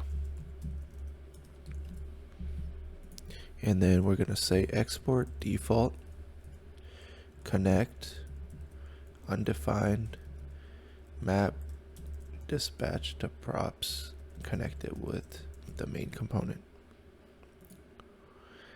Okay, so we have that there. Okay, and then what we want to do now is just pass in from the main component, from the response, whatever we get from the backend. So let's just see, we'll call this team data, I guess.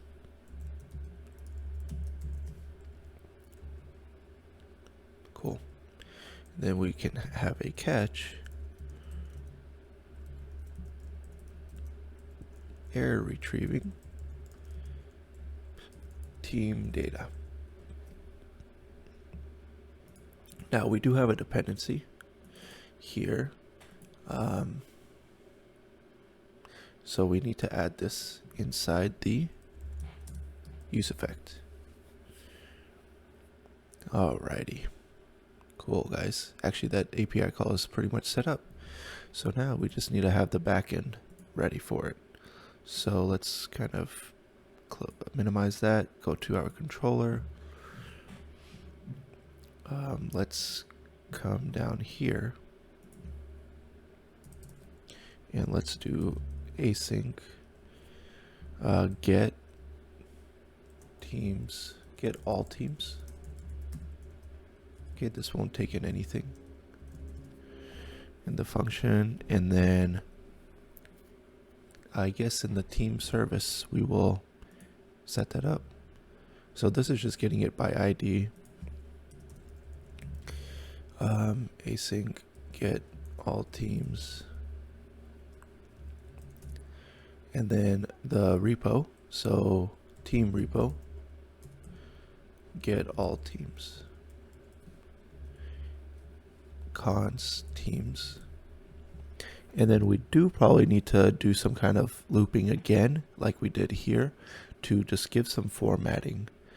So in the repository, we'll write the query to grab all the details. So let's just do that real fast.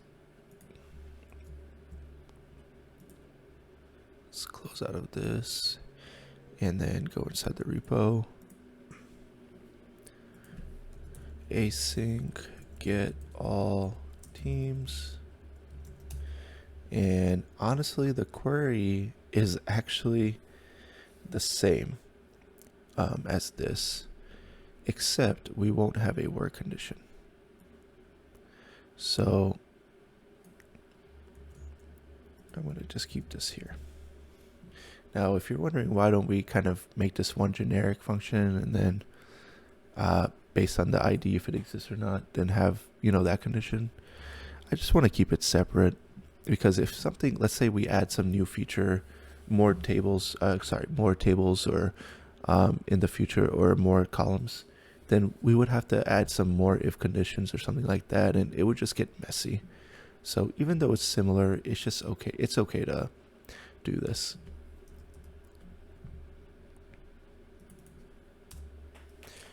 And I don't think we need it if we're not passing anything. But I'm just going to pass it in anyways. Yeah, it should be an optional thing. So get all teams. Get teams. Okay, so let's just console.log this. And then we'll just return an empty array for now. Teamcontroller get all teams. We'll have the request, response, and then we'll just do response.json. Success is true, and then team, what do we call this? Team data will just be an array.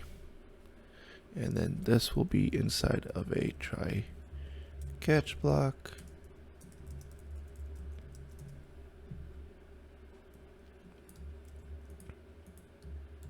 Gonna copy this try catch block here. Error retrieving team data. And then let's call the service. So we're gonna do team service dot get all teams. Const teams. And then let's console.log teams, which will be an empty array for now. So it should have made the API call, and we got some errors. Unexpected token, team repo.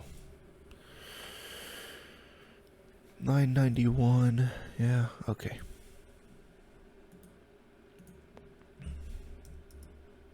Did that fix it?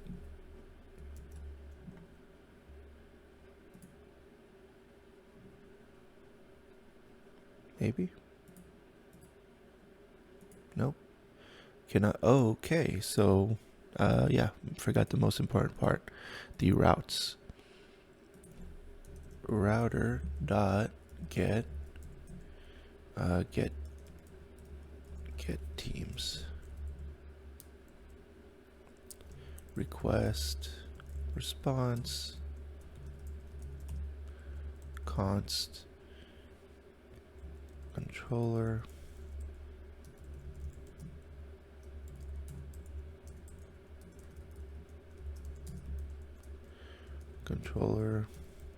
dot get teams, get all teams. So let's do that. Let's say get all teams. I like that.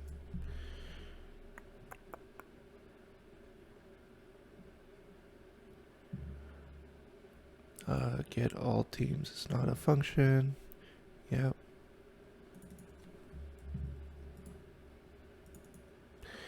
team service.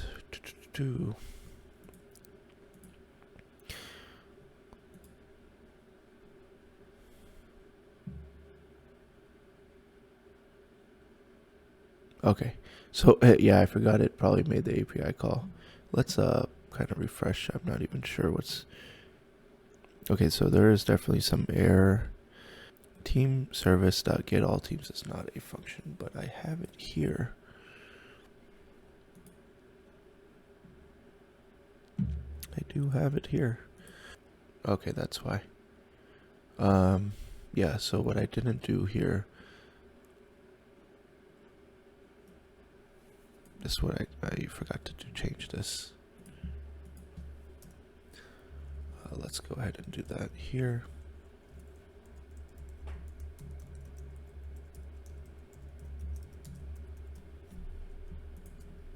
And let me see if I did. Yeah, let's remove this. Cool. Should work now.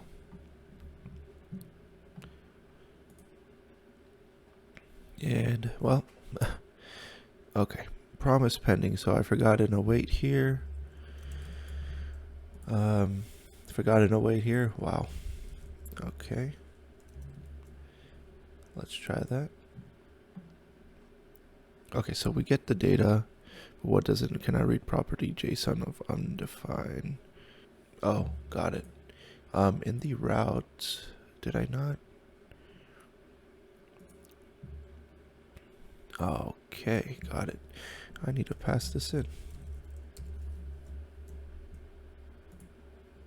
Going too fast for my own good. Alrighty. Okay, there shouldn't be any errors. Okay, cool. So we are getting, if you see here, we're getting an array of objects, alright? So what we need to do now is in the service, we just need to format it. So it's almost the same thing as what we did above right here.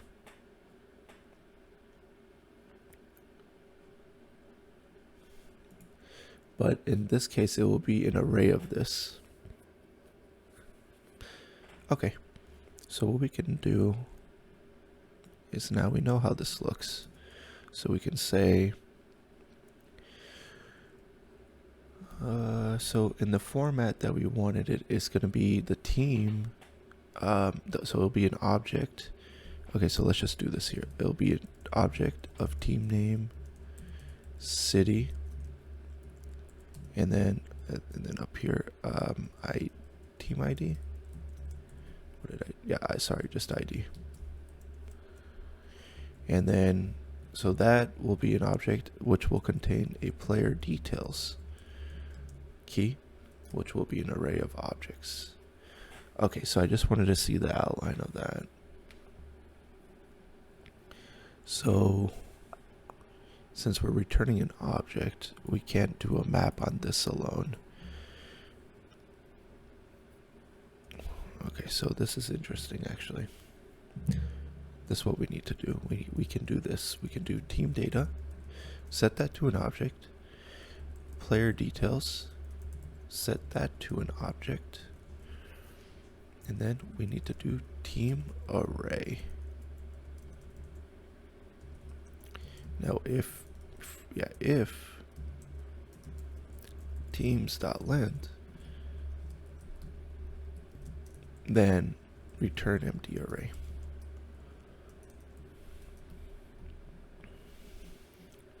So now what we're going to do is I'm going to keep that just for reference, teams.for each. Okay, so we're getting quite a bit of data. So team ID, city, team name, player ID, player name. And I could definitely understand not wanting to destructure this if you're getting way more columns than this. So yeah, that's definitely understandable. And I need to wrap this in parentheses. Okay, so in this for each, what we're going to do is we're going to build our array and the objects. So what we will do is, first thing we want to do is build the individual objects. So we want to build this inside of the array. So this will be the last thing we do, okay? What we're doing right now is we're going to push our player details. So this player details is not just for one thing. This player details object will consist, we're going to do key value pair. So the key would be the team ID, and then the value would be the all the details within that team, the player details. So for example, it would be like ID1 array, ID2 array, so that when we build our final team array, we'll reference that team ID and grab already built the details. Okay, so we're gonna have to do 2 loops here, unfortunately. There probably could be a better way, but that's just what I think right now, what I thought of. So inside here, we want to do player details team ID dot push. Okay, so this is for a in the beginning. So what this will do is it'll create a key, let's just say in this case 43. Okay, and it's going to push an array of it's going to just be an object. Yeah, it's going to push an array of objects. So got it. So each time it loops through it, it's going to check if the team ID exists, and if it does, it'll push the player into the team ID array. So we're going to just do player ID, player name, player number, player position. So once we have the player position, player details, what we need to do here is say if, so we're going to use some kind of, I believe this is some type of form of dynamic programming where we're going to check if the player details already has the team ID.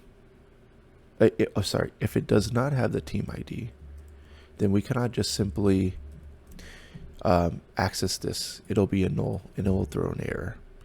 So we need to check if the team ID does not exist.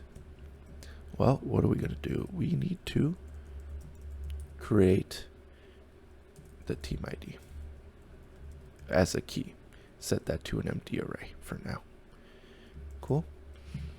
And we're going to do the same thing with the team data. Team data is a little bit easier.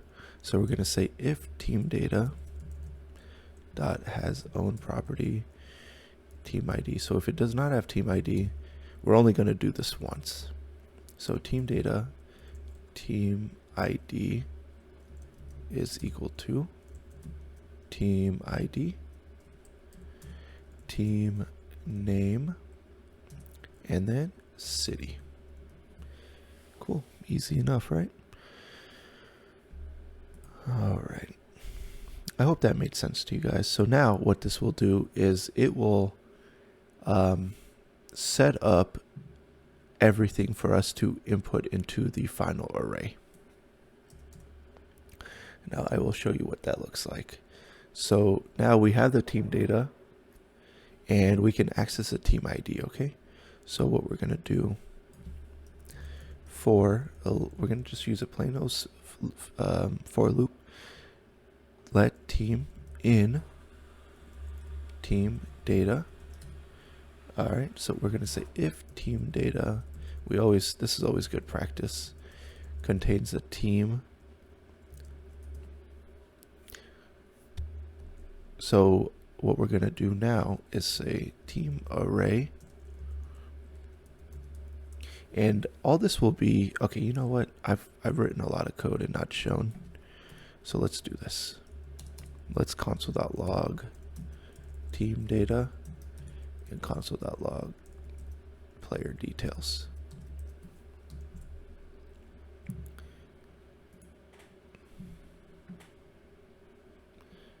Okay, so if you see here, we have a key of 43, and it has all the player details and then the team properties. Now we get to access the object key based on the team ID. And now let's just see what happens in this for loop. What is team exactly? Okay. So refresh this. Team is nothing but just the key. So let's do that. Let's do team ID. That's a much better name. All we're accessing are the team IDs whenever we do that. So we're going to say now, if team data has own property, team ID. Then this is just good practice to do when you're looping through an object. We're going to do team array dot push. Now inside the push, so this is going to be an array of objects. Okay, so it's going to be basically how the Redux store looks like right now. Just so you guys get a visual, and you won't be able to, I guess. But yeah, exactly. It would look something like this. All right, except we're having an ID for the player. So what we would do is we can use a spread operator for the team data that will spread it out, and it will pretty much set it up like this. So we don't have to manually do it ourselves. Okay, that's the whole point. Okay, and then we're going to have a key here, player details. Player details, we're going to access the team data, team ID. Sorry, what we're going to do is say team ID. Yeah, I believe that should be right.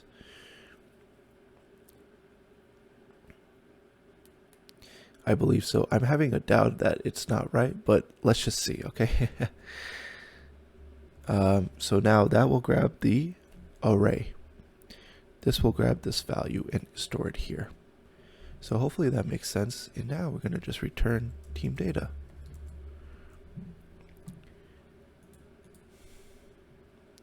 So let's see. What was our response? Okay, so we're still returning. I want to just console.log what the team data looks like. Team array. Okay, so the team array, what are we console.logging something else? Maybe. Yeah, maybe something here. Yeah. So what we need to look at is this first one, this team array. So we have the team ID, player details, and then it's an object and object. That doesn't seem right to me. Let's just see if we think what team ID is what we think it is. Well, it is just 43. Yep, that should be right then. And yeah, that's right. It's just okay, maybe it's just not showing the full details because it's too deep. Let me just make sure of that.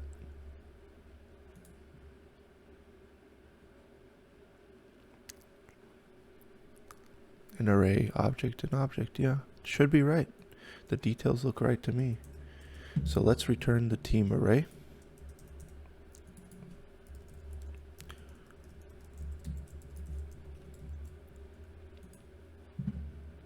And we will just do this. Okay. So what are we getting back as a response? So we do get an array of objects with the, okay, so the 0th being this team. Yeah, so we get an object of team ID.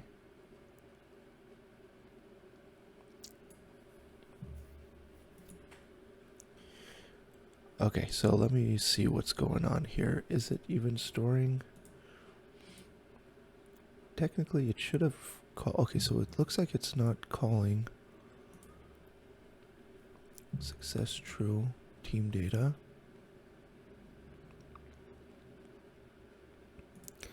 Let's console.log the data. Doesn't look like it's getting stored.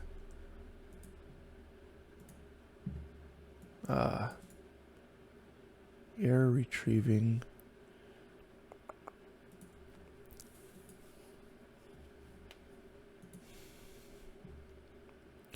Let's do this. Console.log the error instead.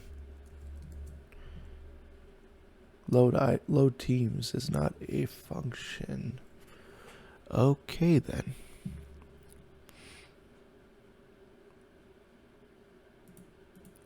Load teams is not a function. So if that is the oh, I know why. We need to go inside of our, so where is main being called here, right? So now we don't no longer need main, we need that container.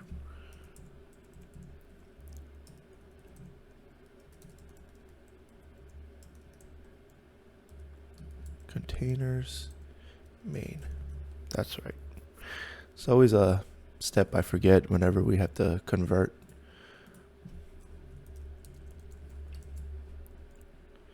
Load teams is not exported. Okay, so yeah, we got some more errors. That's okay. These are easy to solve. No? So what is... Ah, man, I never even exported it.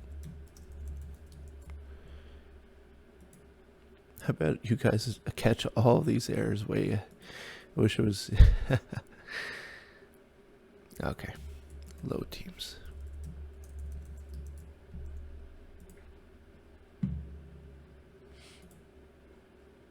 Cool, guys. So that is officially loading in the data from the backend now. If you see, we have one team, but 2 players. So the table, yep, we have 2 players belonging to the same ID. Cool. And let's just, for testing, let's do another one. And then we'll just do, let's just do MJ23, shooting guard. Awesome, awesome, awesome. So if you see here, now it's gonna return. Okay, one second, let me see I understand this right. Let me refresh the page. Yeah, so inside this array, it'll be an array of 2 elements, which will be objects. So you see here, yeah. So we had to format that in such a way so that it's easy for the front end to be, so that I could just simply do this, right? It's just expecting an array of objects of the format that we have right now. Okay, cool. And if you see here, we're still able to filter. This is just a front end functionality. If you guys added in some, like, you know, lazy loading, then this would need to be probably what do you call it? Make a call to the backend if it wasn't in the table. So just some thoughts there. So that is working. The next thing we're going to do now is we need to grab, when we work on edit team, we need to now work on the update functionality. So this one is kind of fun and it's a little tricky. The handling of the team properties is pretty easy, but when we get into player details, it gets a little complicated. So let's say we update this one, but then we add another one, right? So, and then let's say we delete this one. Do you see how many updates we have to keep track of? There's one updating a single property, one deletion, and one addition. So yeah, we'll get started with that. Hey guys, so now we're gonna work on the update team functionality. So I'm gonna add in some data. I think I just deleted some from the DB, so I'm just gonna add some back in.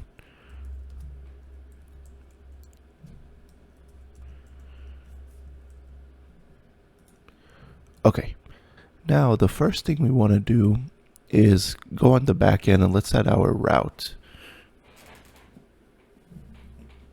Okay, so here I'm going to say router dot router dot get.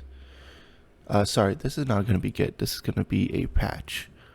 So we're going to be updating existing data in our database. So typically we would use patch for that. Okay, so I'm going to say update team, and then do the good old request response. Grab the controller.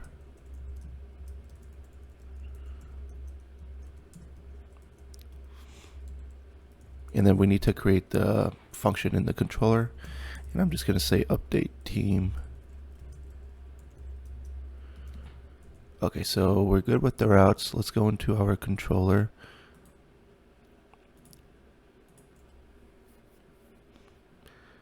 Okay, so go to the bottom of this. And I'm going to just say async update team request response. And then I'm just going to add a try catch.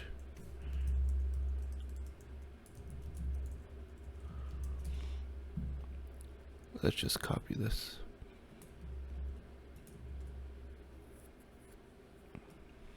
And I'm going to say error updating team data. Alrighty, so what we need to do in here is we're actually going to be getting the same data from our add team. Basically, it's just going to be all the team and player details. So we need to do this validation again. So what I'm going to do here is I'm just going to copy this and I'm going to paste it here. All right, so now that validation is there, and then what I'm going to do now is let's create a function in our team service. So in our team service, we're going to have a function, and I'm going to call this update team, and then I'm going to just here, I'm going to do, so my thought process right now is to split it up into two functions. One is update team and one is updating the players. I don't want to make the function do too much. So anyways, we'll have to make two queries if we want to update the players and teams since they're two different tables. So let's keep the function separate.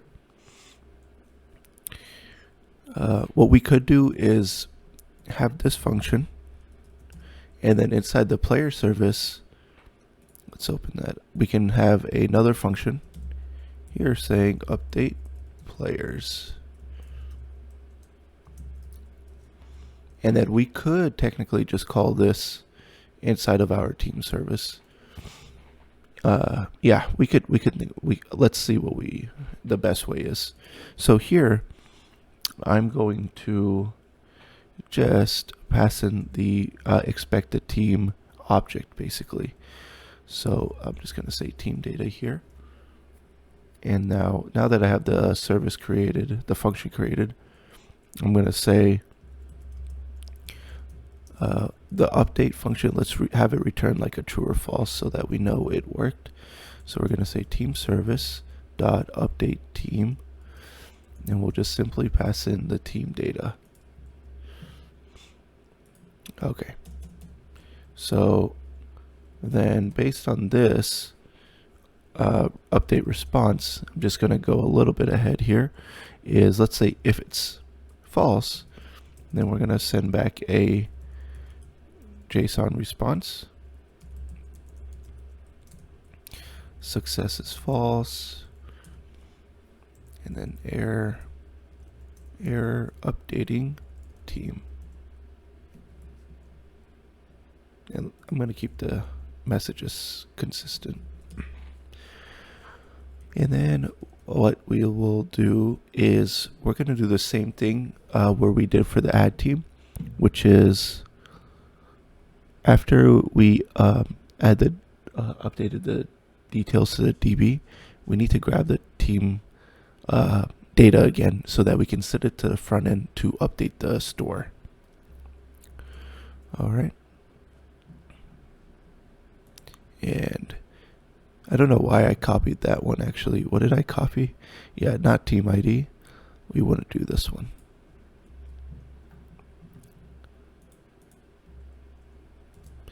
Okay. So team data. I believe right now we have it as ID. I'm pretty sure I'm going to change this to just team ID. I think that actually will make more sense. Yeah, just want to be explicit in that. So then once we grab the team, we will just simply say response.json, success is true. And then here I'm going to say team. There you go. So that's pretty much all there is to the update. Now the fun part is going inside the service, and now we got to figure out the complexity of this. So let me explain that. If I go ahead and update this and this, add a player, and then yeah, let's just say that. So, and you know what, this should be deletable. So let's go ahead. I think I didn't make that change in the initial video because it was always required to have one. So what we're gonna do, we should be able to delete this one if we want. If we're in edit mode, then we should be able to delete a player, delete the first player as well, instead of having to, you know, modify this row. So I'm gonna go inside the, I believe it's the team form. And then if we go to the bottom here, so we're doing this team, okay, player form. So let's go to player form. Okay, and then we should have that. Yeah, this X button right here. So let me fix that. Okay. So this X button, and right now it's disabled if X, okay. So one thing we have to do here is see, is there a team selected? And right now we're not getting that data, but I believe we have that data in the team form. Yep, selected team. Okay, so yeah, we're gonna need to add a selected team and to the player form. Okay, so in order to make this enabled, we're going to have to add the selected team prop from the team form and pass it down to the player form. So the player form doesn't care about what the string value is actually. We just want to pass this as a Boolean. So has selected team, and then this will be selected team, like that. So now I will come here and say has selected team. And what we want to do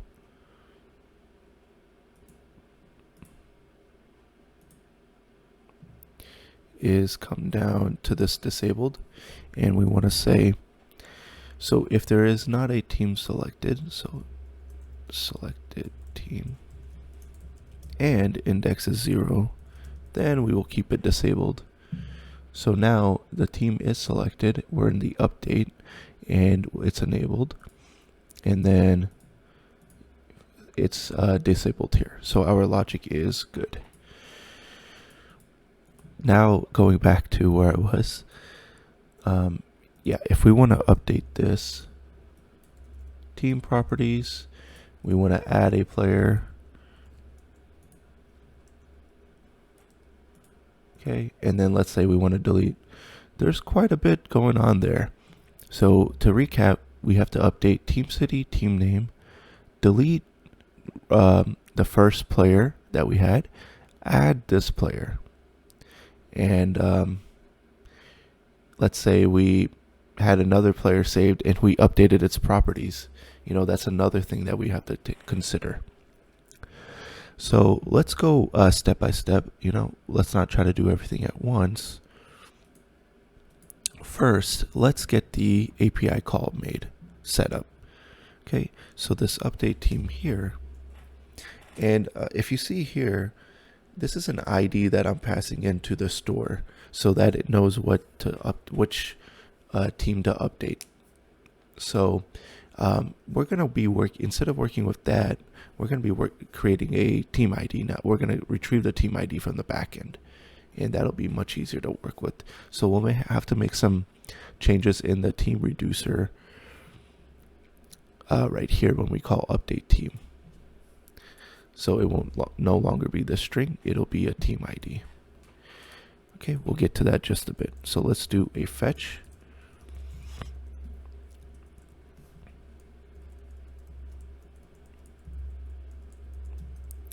$5,000 update team. Okay, and we can literally copy this. Only one thing we're going to change here is say patch, and we don't need these curly braces. Okay, so that's it for the fetch. It's pretty much the same thing actually. Same call, it's just different route and then the method. I would try to abstract this, honestly. It's like it could get very confusing, but that's okay. It's just a tutorial. So let's do this. Then response, convert it to JSON. And now we'll get the data, and we'll just console.log the data for now. And technically this should go inside of the second then. And then let's have a catch. And let's just do error console.log error. Cool. So now let's try making the call to the backend. And so we have the validation here. And then we're going to go inside update team.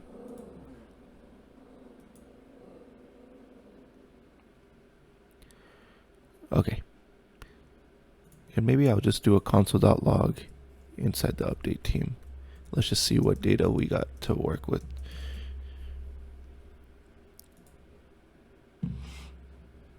Alright, so error updating team. I guess something went wrong.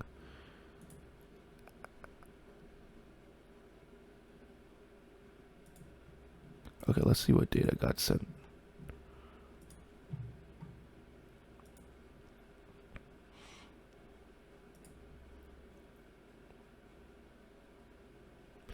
Okay, so it looks like all the data's good. Let's try that once more. I'm just gonna hit save. Did it? Yeah. Error updating team.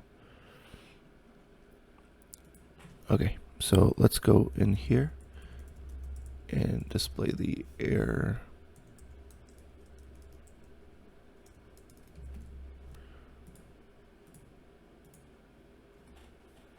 Team data is not defined.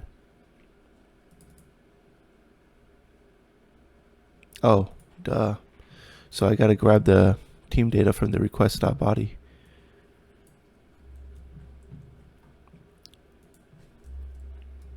And this doesn't really need to be inside the... There we go.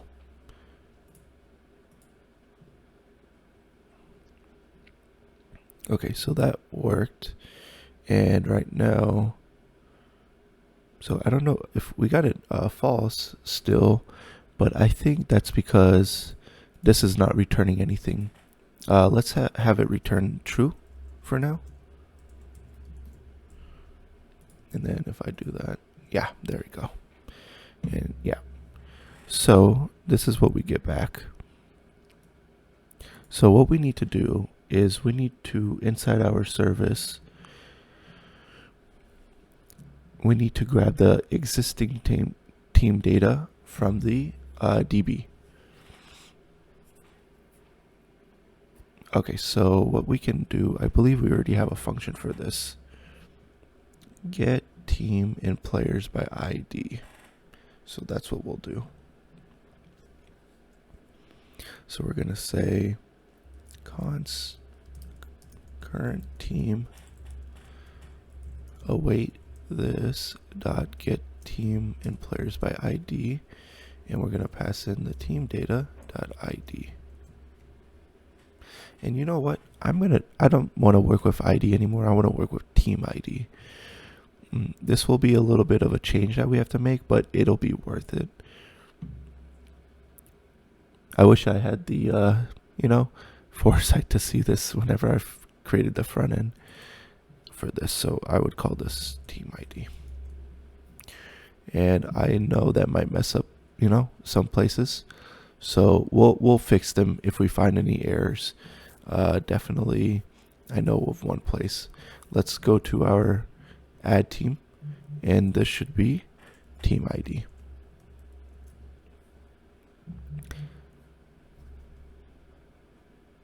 So let me just see real fast if there's any other team ID.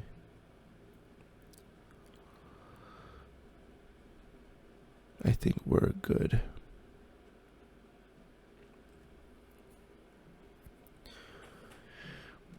Yeah, we should be good now.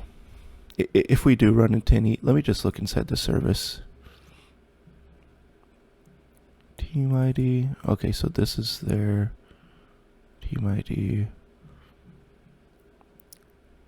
Yeah, we should be good. And there, let me just check the team repo.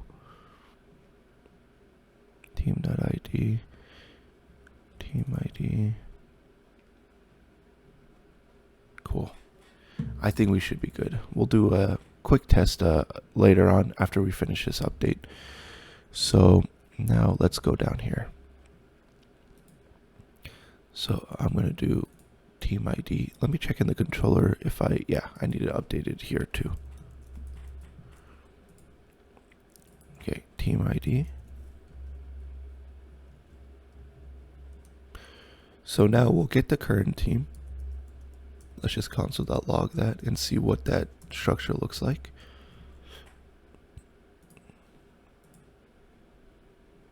Okay, so we got, can I read property to string of undefined? Let's see what our input data looks like, post data. It's still ID. Maybe I need to refresh the page. Let me just make sure. Let me try that.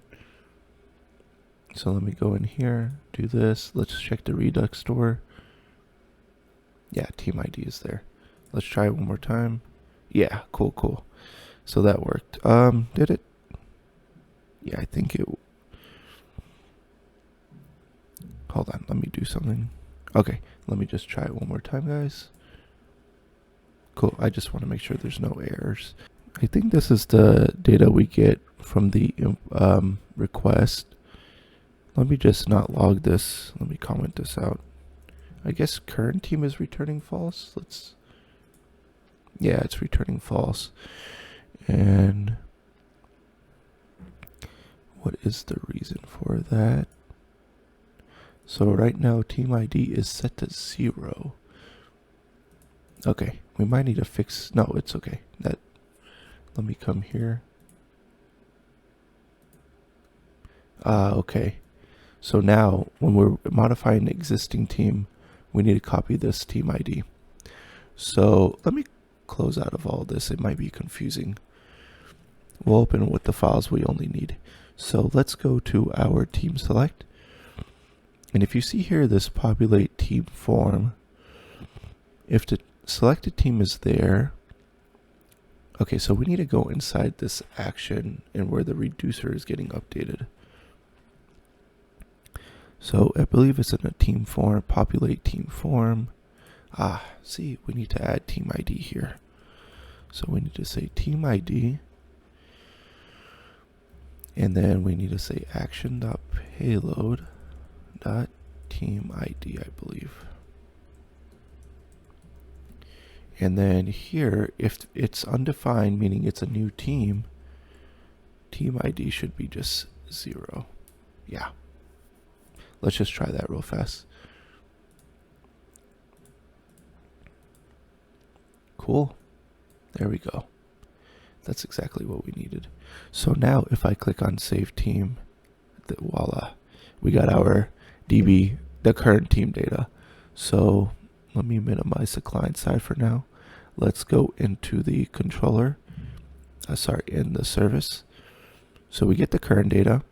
Now we have to do a comparison against the current data versus the data sent in from the request. This is where it gets fun. So let's do one thing first. We're going to create a function called find team properties, and it doesn't need to be async actually. Find team properties to update. And then I would just say team, and really, not team. So this would be current team, new team.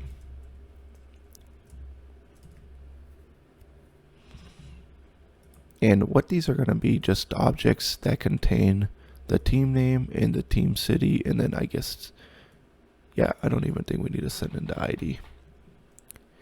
IDs will be, it'll be the same. Okay, so inside of this function, what we need to do, let's call it from here first. Let's see what the structure looks like. Let's do this dot find team properties, and then we're gonna pass in 2 objects. So let's do this.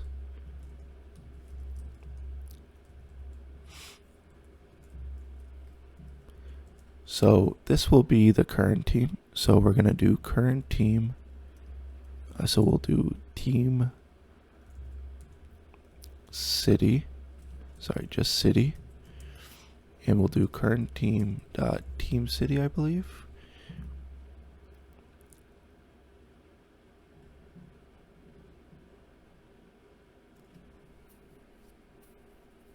Sorry, not team city, just city.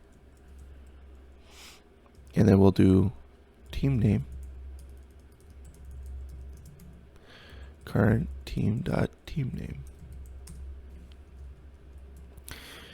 All right, so that's a current team. Now the new team is just going to be city as well, and then team data dot city, and same thing as here.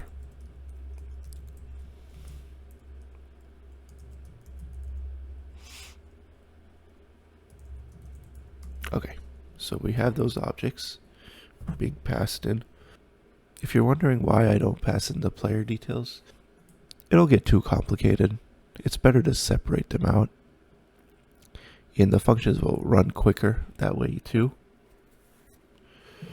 This is literally just checking for 2 properties, so and that makes it really easy. This should be a fairly quick function. All right, so when we get in here, what are we gonna do? So we're gonna loop through the current team, and then inside that loop, we're gonna compare the property against the new team. And the easy way we can do that is like this. So we're gonna say we're gonna just use a plain old for loop to loop through the object. We're gonna say team property in current team if current team dot has own property. This is just good practice to do to make sure that it has a property before you actually try to access it. So in here we're gonna say if current team dot team property is not equal to, so this is where the comparison is happening, new team property. So this is going to be happening dynamic. We don't have to explicitly check here city, team name. The team property will do that for us, looping through it. So if they're not equal, what we need to do now in here is store it store the updated data in an array of something, some kind of structure. So then let's create an array here. And I guess it would be an array of objects. That would make sense. So we would do const team properties to update. So then what we would do, we need to know what to update now. So we need to know the key. And the interesting thing that we need to consider here is in our repo, if you see our DB columns, they're underscore, like team underscore city and team underscore name.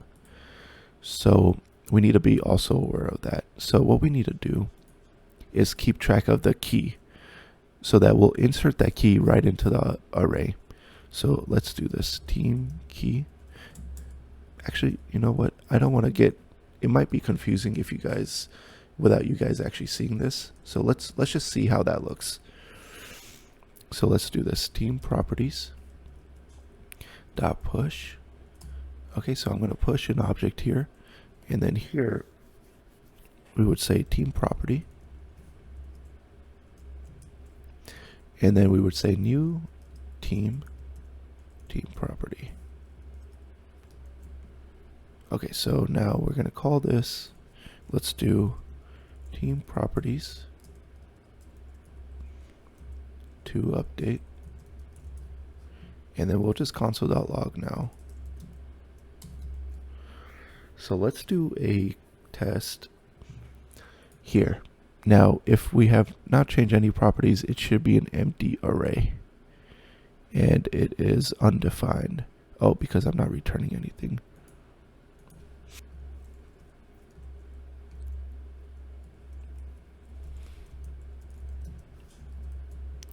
Okay, let's try that. So we do get an empty array, so that's a good test. Now let's do this. Let's test both. Awesome. So we get both. Let's do one more where we just change this one. Cool. So now if you see here, once we get this, we want to send this to our repo and just do a straight update. Now the repo doesn't know. We could create some kind of map in the repo whenever we loop through this, saying, oh, okay, if it's city, then you know that's not probably a bad idea actually. Let's try that. That way we don't have to do some kind of explicit checking here. This will just literally send in the properties that we need. Yeah, let's try that. So now in our repo, let's create a function. Update team. And this would take in team properties.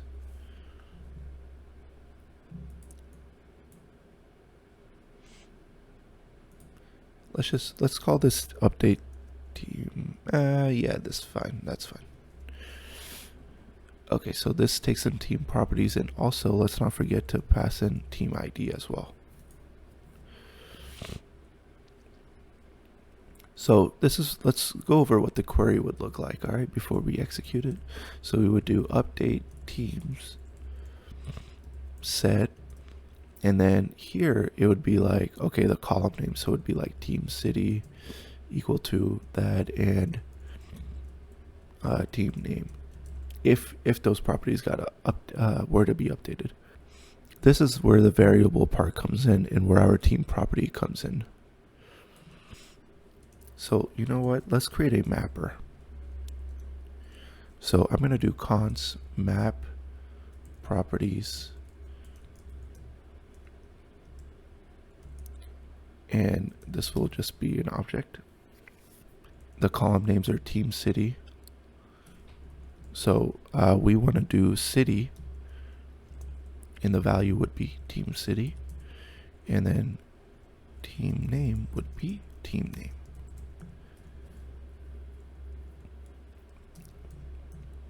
we're going to have to loop through these properties and then add to the string. So one way we could do that is use a for each loop, since it is an array, and then we'll get the team property here, and then let's get also the index to see if we need that. Okay, so the team property will be, let's just console.log and see what that looks like. Okay, so let's call this function from the repo, update team. So now we only want to call this repo function method if team properties to update.length, okay, is greater than 0. So we would say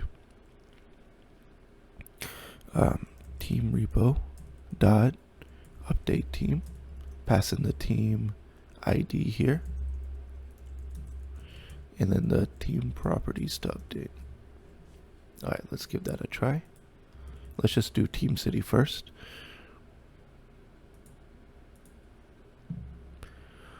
Okay, so yeah, this is what it's like in here. So we need to know the key that we're working with, as of course, as well as the value. So in order to grab the key, we need to run the object.keys object.keys method. So we need to say const key. If there's an easier way to grab the key, guys, let me know. I think right now this is the only thing I can think of. It seems like overkill to do this, but yeah, I can't really think of anything else. So then grab the 0th element. Now we would grab city, or if it was team name. So we got the key, and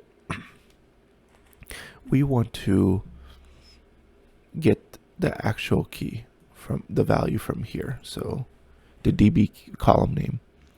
So once we have the key, we want to put that inside map properties dot, or sorry, it should be like this, like that. So now let me just explain this if it's confusing. First, we grab the keys of the team property. So in this case, it's literally just city, and that returns us an array. So in that array, we'll access the 0th element, the only element that exists, which would be city. And we created a map object. This will be city, and it will return us the DB column name. And that will be the key that we use to in this string. Hopefully that made sense, guys. All right.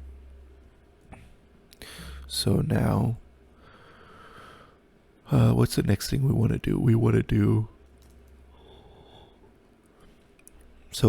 need to store these update properties in an array. That's how the MySQL the library will expect it when we want to update. When we want to do a batch update. So update values equals to array. Let's put that above that string. Now we would say update values dot push team property, and then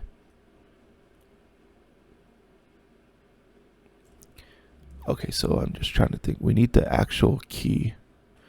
So map properties will be the value, which would be team city.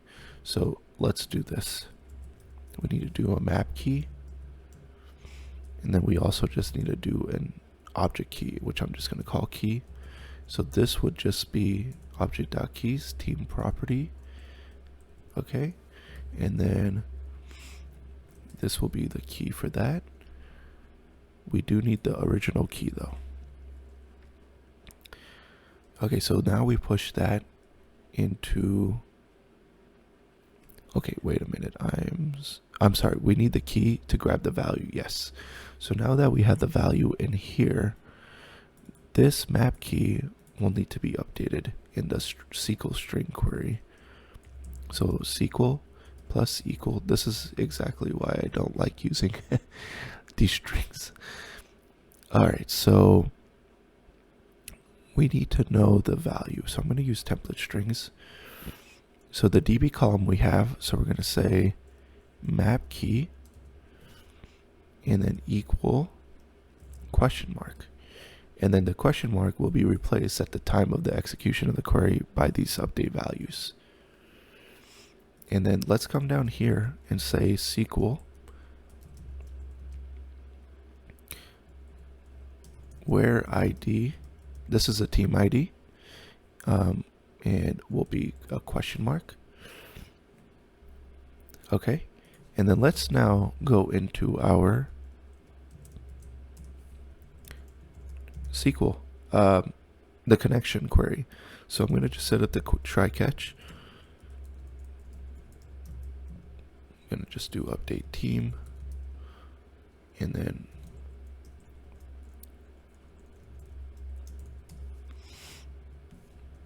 whoops, I do not want to do that.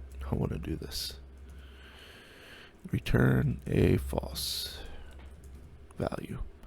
So now in here, we're going to do the same old return new await, create a new promise, resolve reject. So now in here, okay, wait a second. I messed up the order of this. Return await new promise. We're going to do connection.query. And actually, before I do that, let's make sure that our query actually looks correct. So let's do this. And I'm just going to comment this out. Okay, so let's do both. Test. Update team set team city equal to question mark. Okay, so if you see here, we need to add a comma between the columns that we're updating. Otherwise, it'll throw a syntax error. It gets a little tricky here actually for the comma, because you can't just do this, because if you do that, it'll add a comma after this one, which is great, and then it'll also add a column after this one, which is not good. Would be a syntax error. So just we have to add some logic here. So that's why I believe we will need the index. And let's do this. Let's create a variable here, say include comma, and we can set this as false for now. So actually, let's set it to false for now. We want to say if index is greater than, so we only want to add a comma. Okay, let's do this check after the first property has been added. So if the index is greater than 0, wait, sorry guys, no. I'm not going to add it after the SQL. Let's add it before. So if we know the index is 0, then we know we don't want to add the comma. Wait a minute. Yes. So what we're going to do is we're going to prepend the comma to the string and not append to the end. So the logic we're going to use here, if the index is greater than 0, so that means the first time around we won't add anything. The second time, if we have the team name, for example, we will prepend the comma here. So what we can do is, you know what, let's just make this into a string. And yeah, that's kind of weird. I don't know. Update comma will be empty string. If it's that, we will say update comma is equal to a comma. Otherwise, we will reset it back to empty string. Now, maybe we can do something clever here. Because it's kind of pointless to update it if it's, well, yeah, no, this should be fine. it's pointless to update it if it's already a comma and you need it. So let's do this. If it's greater than 0 and it's equal to empty string, then let's update that. Let's see if that works. So then we would prepend this, update comma. I believe that should work. Let's give that a try. I don't know why I refreshed that.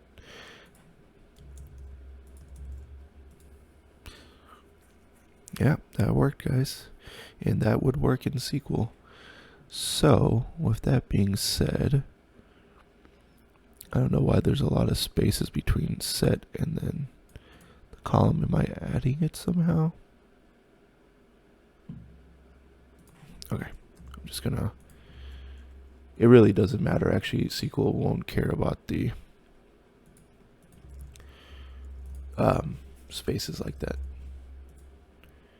Okay, cool. So set team. This looks not too bad, guys. Once you think about it and set it up properly, I really like this map function, this map object. I didn't have this way originally, but I just kind of thought of it. It is actually pretty helpful. Now the service does not care about having to know about the DB column names. The repo will do that, take care of that. Okay.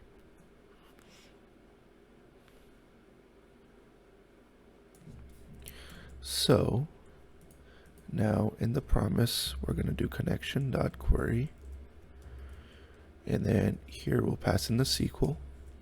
We will have to pass in the array. So it's not going to be an array of arrays. We're going to need to use a spread operator for the update values. And then we're going to need to pass in the team ID. And then we're going to do error. If error, let's do a reject.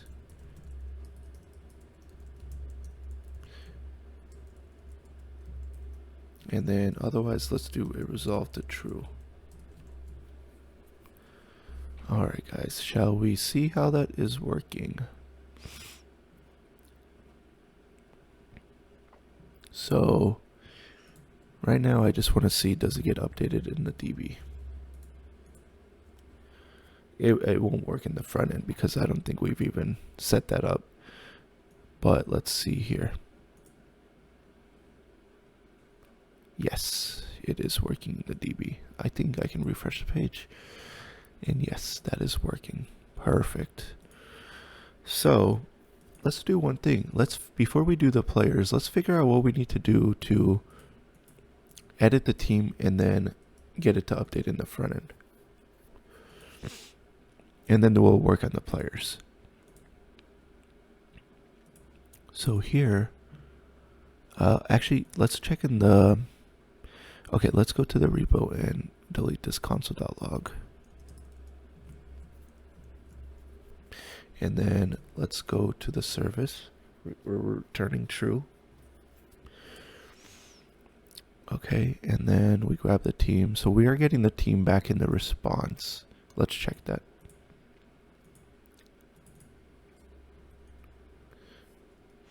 I think I've already, let's just try that. Let's try this.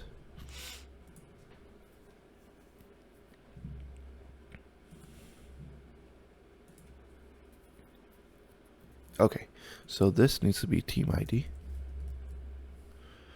And then let's do that. Cool. So we get the team back. We are getting the proper value. All right, so in the team form,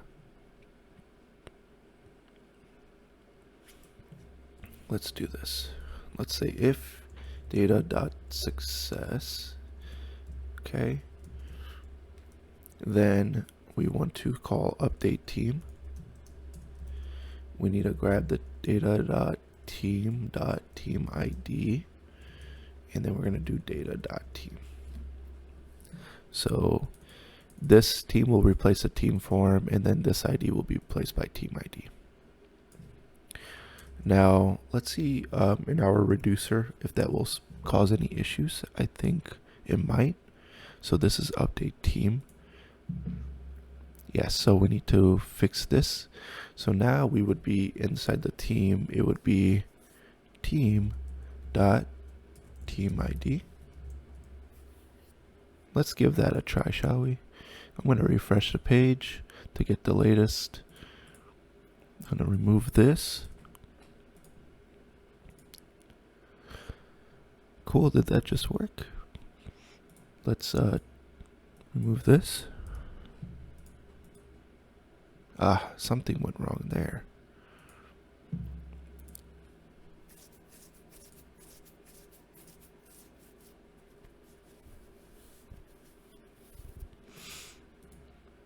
Okay, so something is breaking in the store. Let's figure that out. Let's check in the state here. Okay, so I'm gonna follow this closely now. So it seemed like whenever I did this, it worked. Let's look at that. Yep. But whenever I updated the team name, it didn't like that. So wait a minute.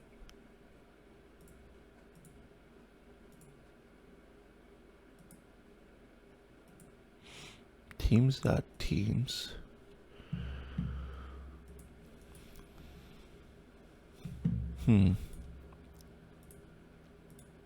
Is it just what team name that it doesn't like, or is it just whenever I do the second? Yeah, okay, team name it doesn't like. What is going on here?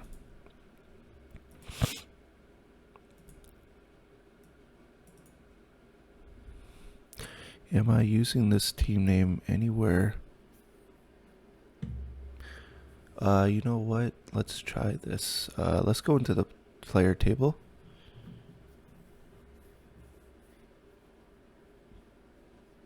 See. We're doing, well, wait a minute. Yeah, so selected team. Is that still selected? Yes. See, there we go. That's the culprit. We need to update the selected team as well in our reducer.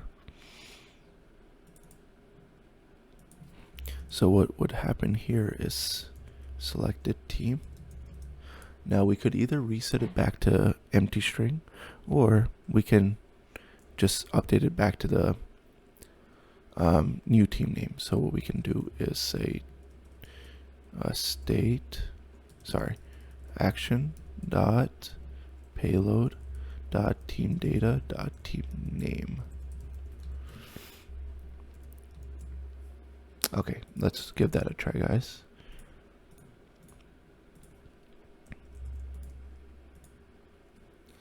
Perfect.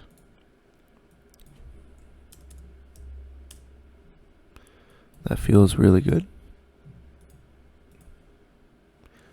Cool. So we got the team properties updated. I believe now the players should be a lot easier, especially from the front end, I would say. Now we don't have to worry about the team thing being updated. We'll give it a test though, make sure everything's good. So I'm gonna close out of the front end code. Now this is where it's like interesting, because we want to see how we can make this clean for the players. So let's go into this. So let's say we add a player.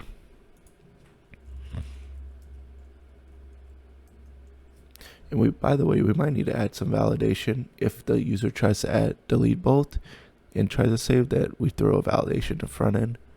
But that's a small thing.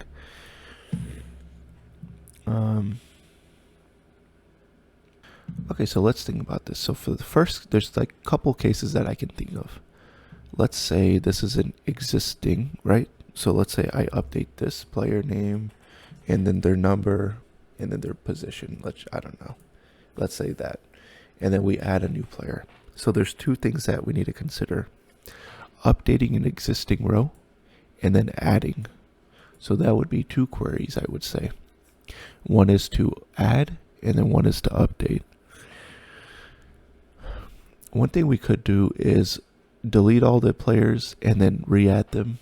There's many ways you can go about this, but I'm going to choose to do probably the harder one, I would say. Maybe, I don't know. That's just what I think of right now. It might be hard. Is check once we need. Let's do 3 separate categories. Check which players we need to update properties for, which ones we need to add, and which ones we need to delete.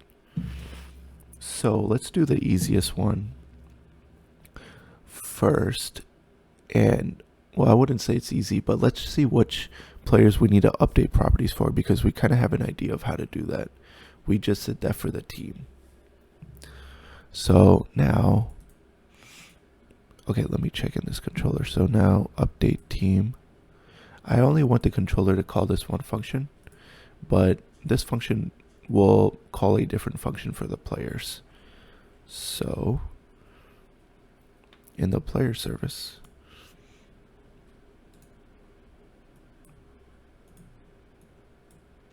okay, I believe I don't have the player service in here, but I will include it.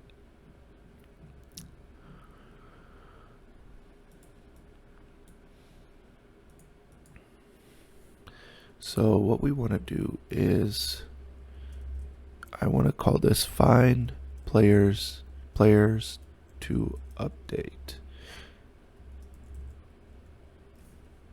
And then we would get the current players and new players. Whoops. So let's get an array, players to be updated.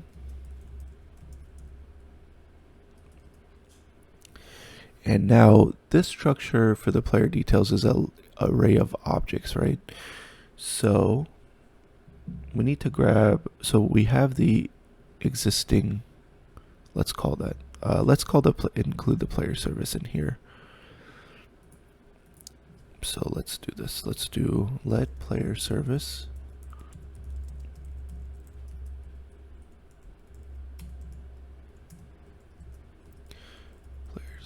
equal to player service dot get instance. Okay, so now we have that service. We want to come in here and then say player service dot find players to update. And then we need to pass in just the player details. And we probably want to pass in the team, well, not in this. We want to pass in the team ID whenever we do the query, of course. So let's do team data dot player details. And now I'm going to come in here. I don't need the team repo anymore. So I'm going to come in here and say player details and then current team dot player details. Let's see, let's just make sure that's the proper key.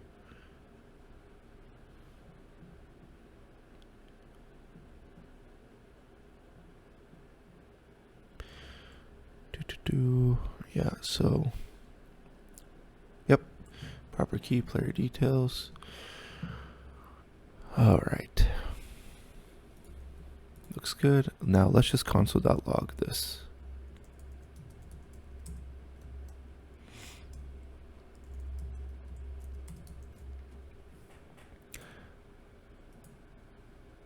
So this is the, okay.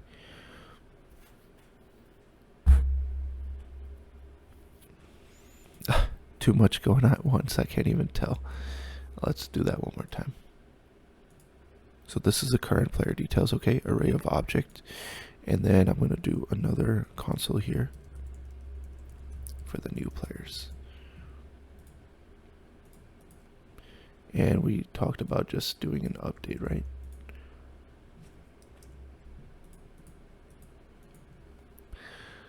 Got it. So we need to loop through this one first, the current players, and then we need to compare it. Since this is so the interesting part is they're both array of objects, whereas the other one was just objects. So it gets a little bit of a addition of complexity here. So what we need to do is build some kind of key, a map actually, again, but a different type, where we need an array. We need an object of objects. Sorry, just an object like this. Not an, sorry, ignore what I just said. Current player map, where this would be the player ID, and then this would be the object of the player ID. So all of these details. And then we would loop through the new players, and then we would say, okay, does this player ID match this one? And then we would say, we would do a comparison for each property. So let's see what that looks like. Okay, so first we need to build this map by looping through the existing players. So we need to say current players dot for each.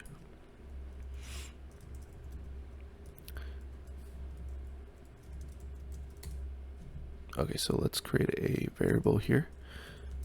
Current player map equal to an object. Okay, so we'll let's destructure this. So do these properties.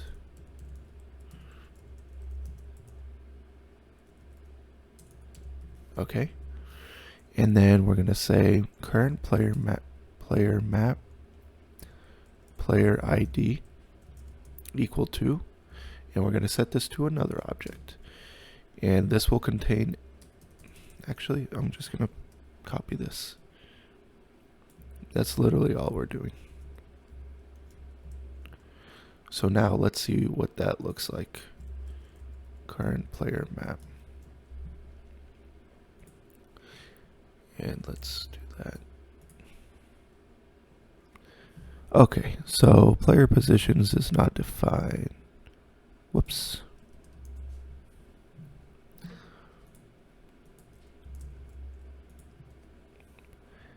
So you see here, we have this map built, okay, where the player ID is the key, so that we can directly access the details that we need for the comparison.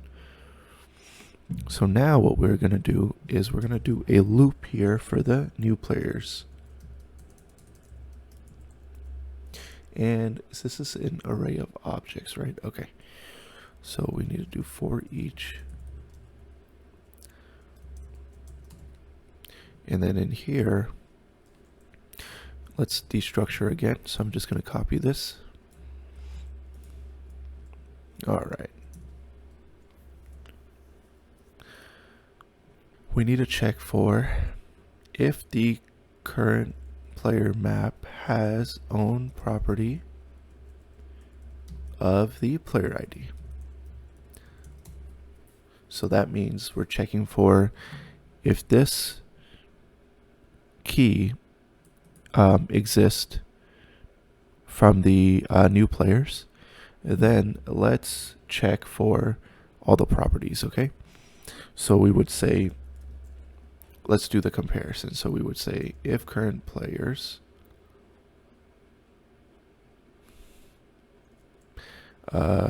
if player name, because we already have access to it here, if player name is not equal to current player map player ID dot player name. And you know what? Let's do one thing. Let's create a const here that says current player details. I don't want to keep having to access the object key. Let's just do it once. So player ID. And then I can simply just say this. Current player details. Okay. And then we need to figure out what are we going to do now if they're not equal. We'll come back to that. Let's just set this up. Player number.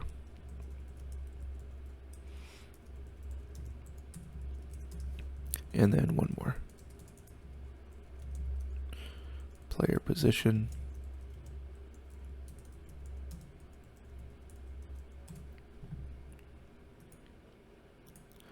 Okay, so we have these three. And now what we want to do is we need to keep track of this in an object. What we're going to do is let's create an object in here. Const update object. And then we would say update object dot player name is equal to so we're looping through the new player name. So we want to grab I wanted to make sure we grab the new variable, like the new data. So let's just copy this. And let's do player number here. And let's copy this, paste this here and here. Whoops. Okay. Now, inside of this, what we're going to do is we're going to say if object.keys of update object dot length. Okay, if it's greater than 1, we want to say update object dot player ID is equal to player ID. And now we created this players to be updated array. And we want to do this players to be updated dot push update object. So let's, kind of just console.log through this and make sure that it's correct. We can return this. And just a brief recap. First, we're going to create a map of the current players based on the key being the player ID and then the values of the player, so that it makes it easier to loop through one array and then grab the current players by the map that we created. That makes it a lot easier than having nested for each loops or for loops and doing a comparison. It just takes, in my opinion, that's just a harder thing to do. So this gets taken care of 2 loops that are not nested. So I would say that's faster. Once we get in here, we're just doing a comparison of the 3 properties we have. Okay, so once we do that, we store it in an update object. Once that update object is there at the end of this, we check for if it has any properties. If it does, then we'll push the player ID and then push it to the array, which becomes an array of objects. So let's check that out in the service. So we're going to say players to be updated. And then let's do a console.log.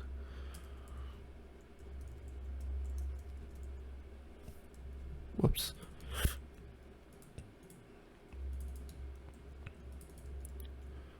Okay, so let's do a test that nothing should appear, an empty array. Okay, so this is returning a promise. Oh, wait a minute, did I make it async? Yeah. We don't need to make it async.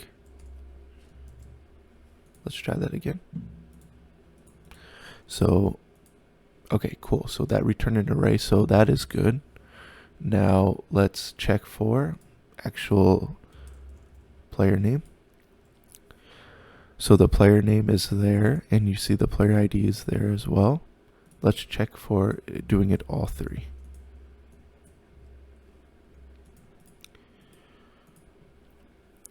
Okay. So let me player name, number, position. Perfect, perfect, perfect. That worked a lot smoother than I imagined the first time. Okay, so let's do this. Clean this up a little. Now this is just for updating. Now we can, let's see, I'm trying to think if we should create the repo right now.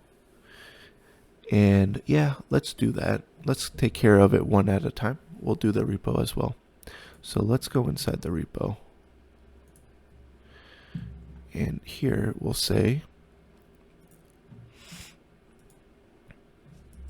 async update players. We'll get the team ID, and then we will also get the player details. So we want to get the team ID. I know technically we don't need it because we have the player ID, but sometimes things can get messed up and it could lead to bugs and very hard to debug. So it is better to explicitly update the players for the proper team ID, I would say. We already have it anyways, so why not? Let's do a try catch.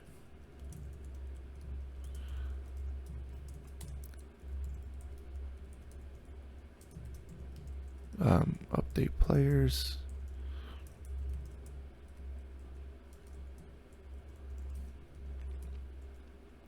Return false. So we need to, let's look at the team repo. Let me see if I can do a side by side and still have it. Well, no, it's okay.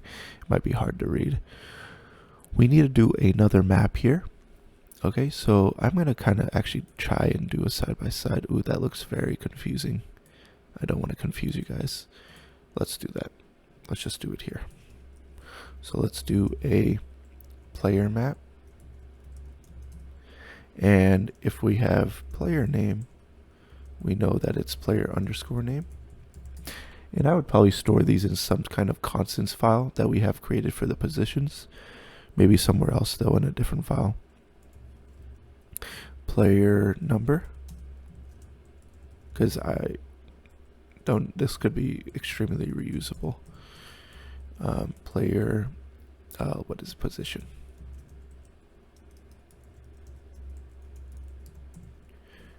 Perfect.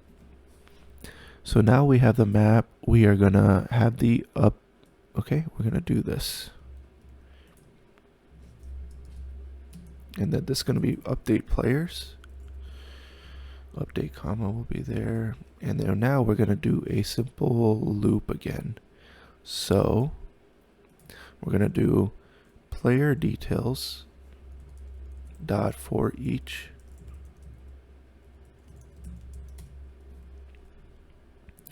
And then we'll just say player. Okay, so inside here, what are we gonna do? We're gonna get the key from the object.keys. You know what? Before we do that, let's just see what are the player details.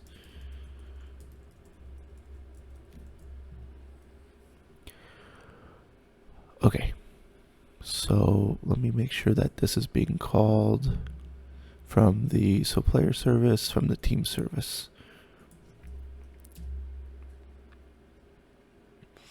So what we're going to do here is say if players to be updated.length.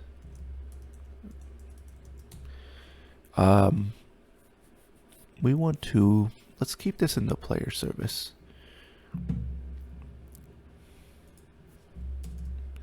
So we'll do a async, since we're doing a DB update, we'll do a update players by team ID. So we'll expect the team ID and then the player details. Then we'll call the repo dot, what did I call this? Update players. Let's do the same thing here by team ID.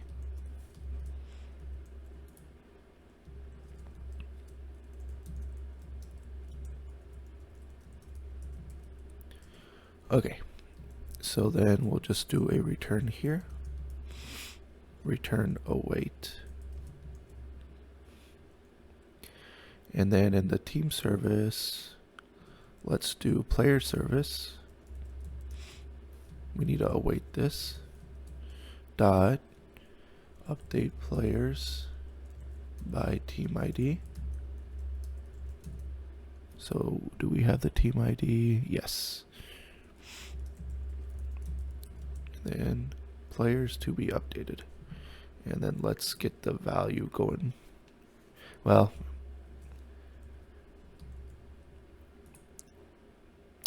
we need to also have a await function here. So we need to do update. Let's create a variable here. Let update response. That's it. And then let's just set it to each of these.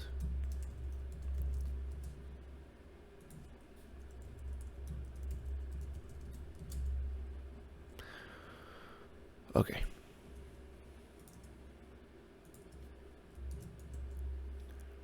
And then we don't need a console.log this. And let's just make sure we're console.logging in the, yeah, this one. So yeah, we are. And let's try it. Oh, team data is not defined. Okay, I screwed up somewhere. It should be in here. Yeah.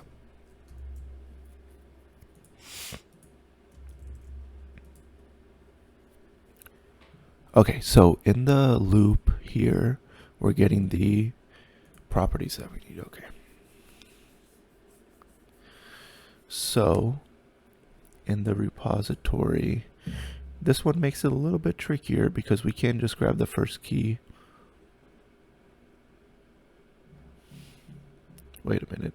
Let me think on this real fast. We don't care about the mapping of the player ID. All we want to care about is the three properties here. So we want to do this. If player dot has own property, since these are just keys, so player is just an object, and we're just checking for if it has player ID. So we're going to do the inverse. If it's false, let's build our array. So what do we do here? We got the key. We want to get the map key. Okay, so the complicated thing about this one is we're working with objects that are more, there could be possibly one in one key, I believe. Okay, well, you know what? Let's try this. Of course, take all this out. Let's try that, and let's try this.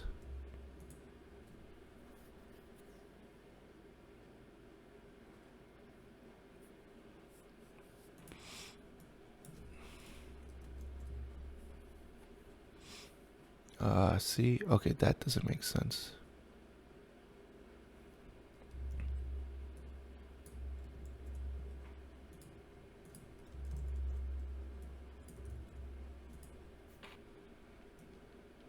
So one idea that I have is we can grab the keys. So here we could have more than one key. If you see here, we were able to grab the team properties was an array of objects. 1 second. Okay, so the reason why we can't do exactly what we're doing here is if you see in the team service here for the find team properties update, we were pushing one key in value at a time, whereas in here we are updating the entire object.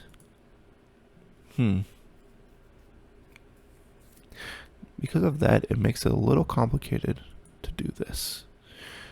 It kind of sets us up to do nested for loops. I'm trying to think if we should go back and revisit this. So I think we don't need to keep it like this. for, instead of kind of pushing one object at a time. And then we'll need to loop through this one more time. So one way we could do that is, let's just grab all the keys.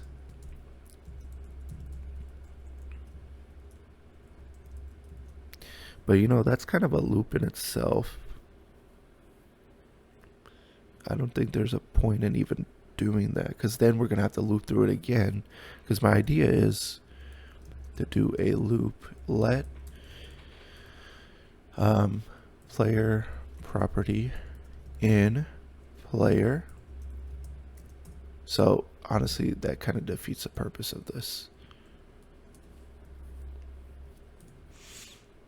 So then the player properties would be basically the name, number, ID, and the position. So what we want to do here is check if player.has own property, player property. Now if player property is not equal to player ID, then let's get this going. You know what? I'm going to combine this. I don't like these nested loops. I mean, sorry, nested if conditions. We can just easily do this.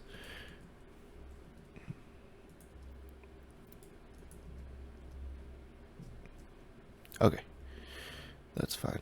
And now we're going to say, now we can grab the player map. So we can just say player property. So update values dot push. And now we can kind of copy what we did here. So we want the map key. And what did we do here? We did the team property key. So the map key was used for in the SQL. Okay. But we do want the value. Now we want to push the value. So you will want to say player property. Okay. And then now we want to say SQL. Alrighty. So SQL, we want to grab the map key. So we want to say player map. Okay, and then we want to pass in the player property. So that will return us the value, which is this, which will be one of these, equal to question mark. And if you guys are confused, if you guys are, not fully understanding this, I highly recommend just take some time, pause the video, or at the end, just console.log to debug through this and see how it's working. So that way you guys get the clear understanding of it. And then, of course, we have to include this update comma. Let's see if we can reuse this logic.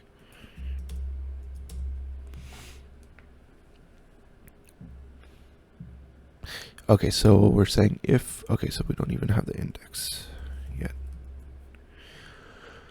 If the index is greater than 0 and update commas empty string, add the set comma to the variable, and then we're gonna do this update comma space.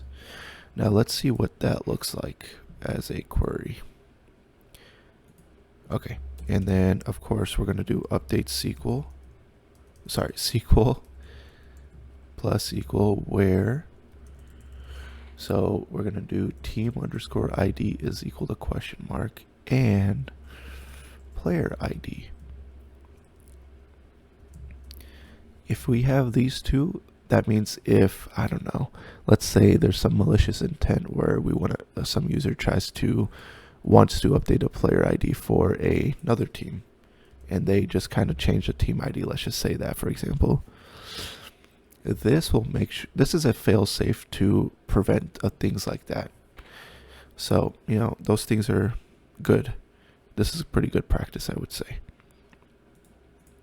And then let's just do a quick console.log of the SQL. And then I'm going to change this back. And then now let's do the player test. I'll do all three. Updates, player set, player name, no comma, no comma. Okay. Comma thing didn't work. Let's see. Okay, so if index, see, the index won't help here. Okay, so it won't help here at all.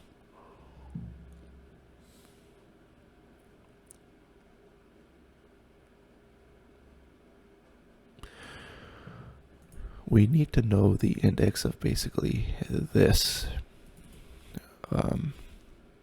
So let's think about that. Maybe we can do, unfortunately, we might have to do this. So number of keys, player keys.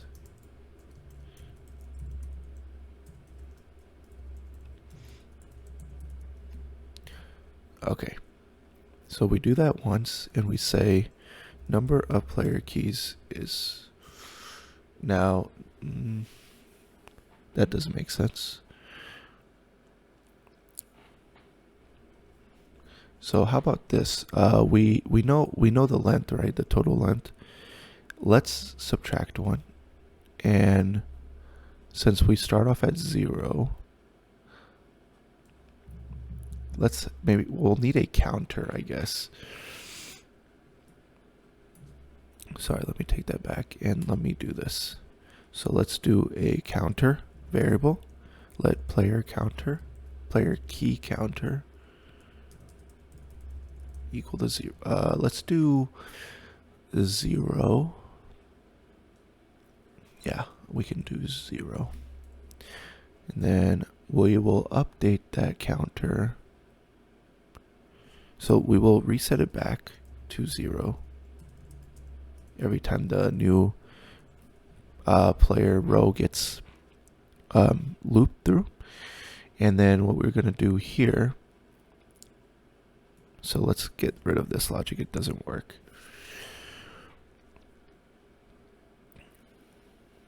What we will do here, so this is looping through and setting the SQL for each time. And we're going to try and prepend it. In this case, we won't be able to do that. We're going to need to append it. So after that gets pushed, let's do this. If player key counter not equal to number of keys count, okay, then let's go ahead and add a comma. And let's get rid of this.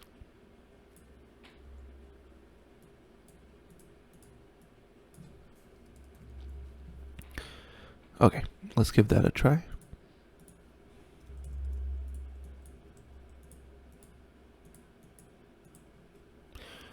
Comma, comma, comma, bad.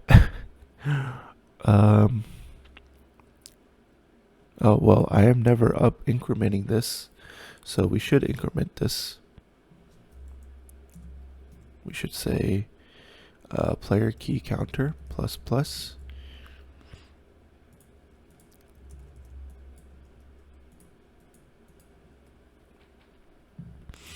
Okay, so in this case, okay, let's just kind of think about the iteration. This is 0, and then this technically would be 4. That's the problem. We would only ever consider 3 properties max here. Okay, what I'm doing is I'm subtracting the player ID property.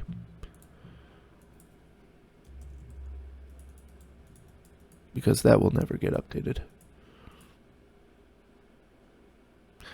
Alright, I'm just doing something wrong. Okay, let me do this. We're gonna go the old school and have to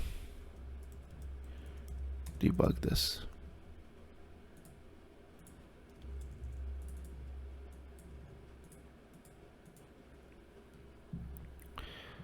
Okay, so this case, it will always be equal. I see. It won't ever be equal because the length will be, so technically we either need to do 2 because we're starting our counter off at 0, or we can just change this to 1 and that'll work. Okay, I'm 99% confident that'll work now.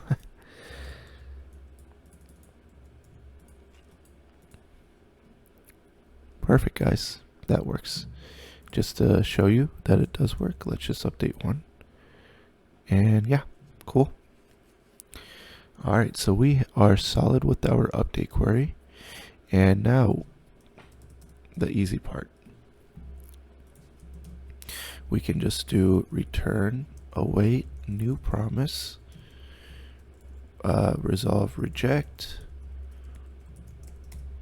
And now we're going to say connection dot query SQL, and then we're going to do the same thing here where we do the spread operator with the update values, and then we're going to pass in the team ID.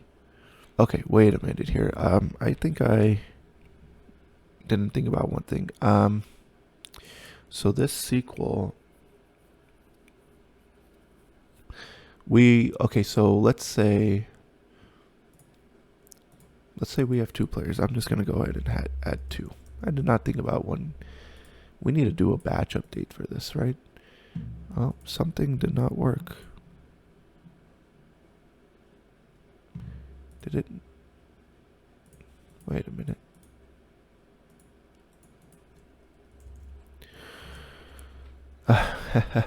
Looks like I screwed something up.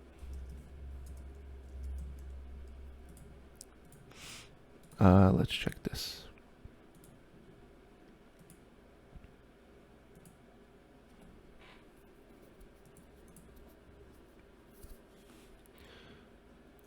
It's calling update team. Oh, I see.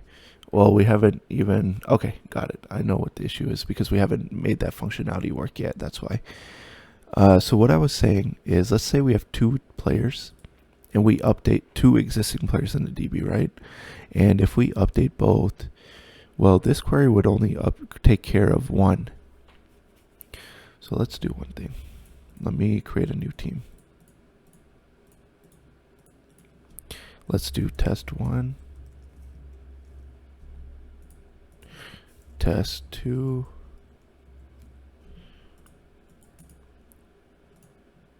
okay. So now let's just see the SQL for this. Let's comment this out.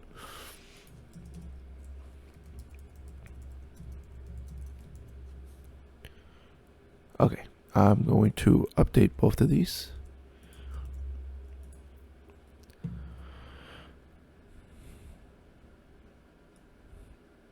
Okay, so this does not, wait a minute. What I need to look at is actually the update values.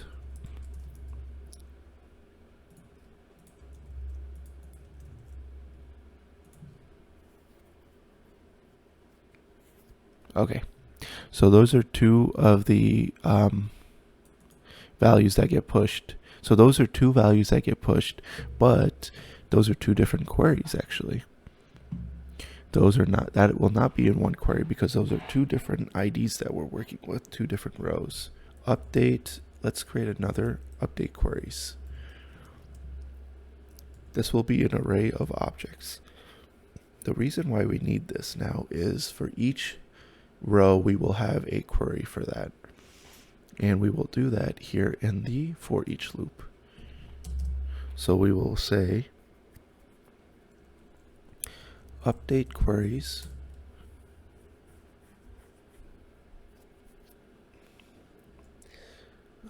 dot push query, and we'll pass in the SQL, and then we'll say properties, and we'll do set that equal to update values. All right, let's take a look at that and let's see what that looks like. So with that being said, this would need to be in here. And then we would need to do update values dot push, we would need to push in the team ID and then the player.player ID. Okay, sorry guys if it's confusing.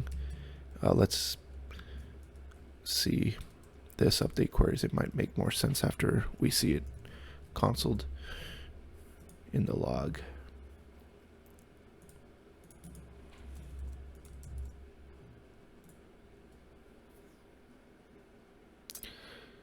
Cool. And if you're wondering, like, why do we need queries? Okay, so before I say that, let me show you this. So this is correct, but this is not correct. We need the where condition in every single instance. So why did it not get added here? Update values dot push.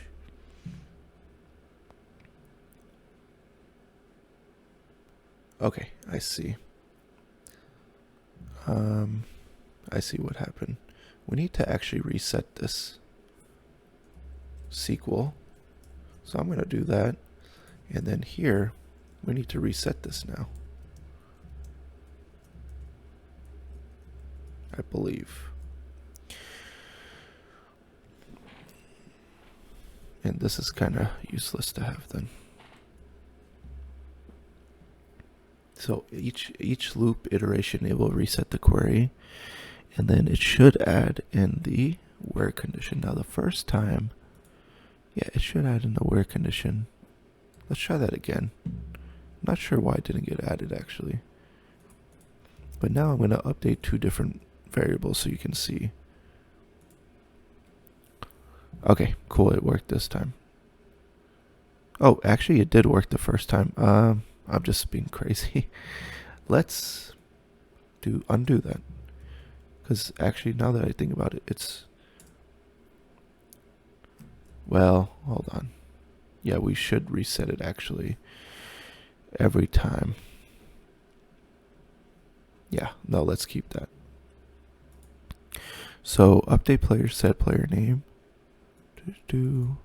Player number, so that's correct. And then let's see here. The properties. So update players.push. What are we pushing here? So we're pushing the player property. So here in this case, it contains, I'm thinking if we need to reset the update values after each time as well. I think so. Yeah, you see, this one, we don't need to have this. So what we need to do, update values, set that back to, and then of course we would need to make this to be let, and this would actually not be necessary. Let's try that again.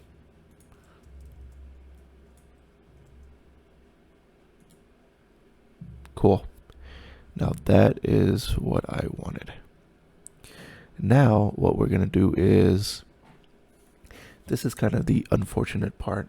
We have to run a query in a loop, which is a big no-no. But in this case, why I'm saying big no-no is because of performance. Let's say you had 1,000. I mean, let's say, okay, we only have a limit of 15, but let's say you had thousands of records that you wanted to update. The performance would get hit on your backend server, your SQL server, pretty rough. I mean, if you're getting multiple requests of doing that, that would be bad. You would need a powerful server, add more CPUs, I guess. But yeah, I would. In this case, it's fine because you only have 15. But what I would do if it's like thousands, I would do a straight delete from the records that are updated, and then do another insert. That might be more beneficial. But for in our case, it's not that bad. Cool, guys. So now, with that being said, we're gonna have to create multiple promises. So what I'm gonna do here is say const responses await promise that dot all. Okay. Inside the promise dot all, what we're gonna do is say update queries dot map async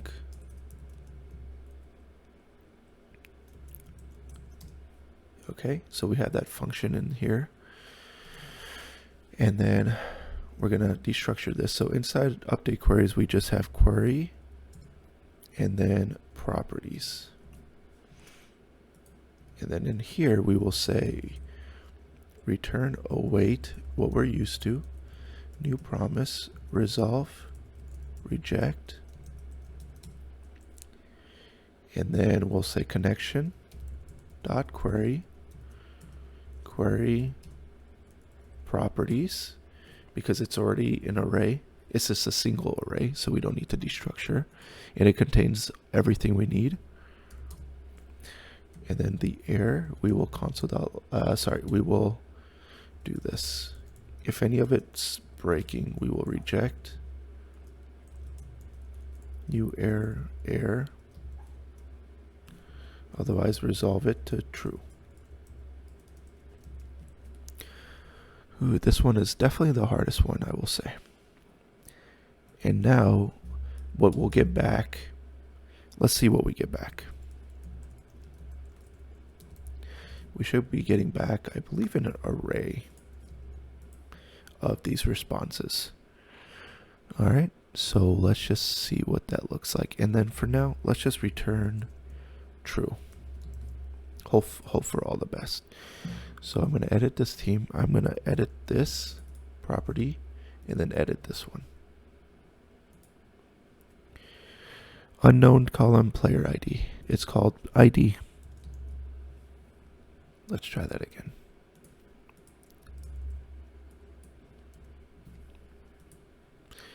Okay, so you see here, it's an array that we get back of all the promises that get resolved.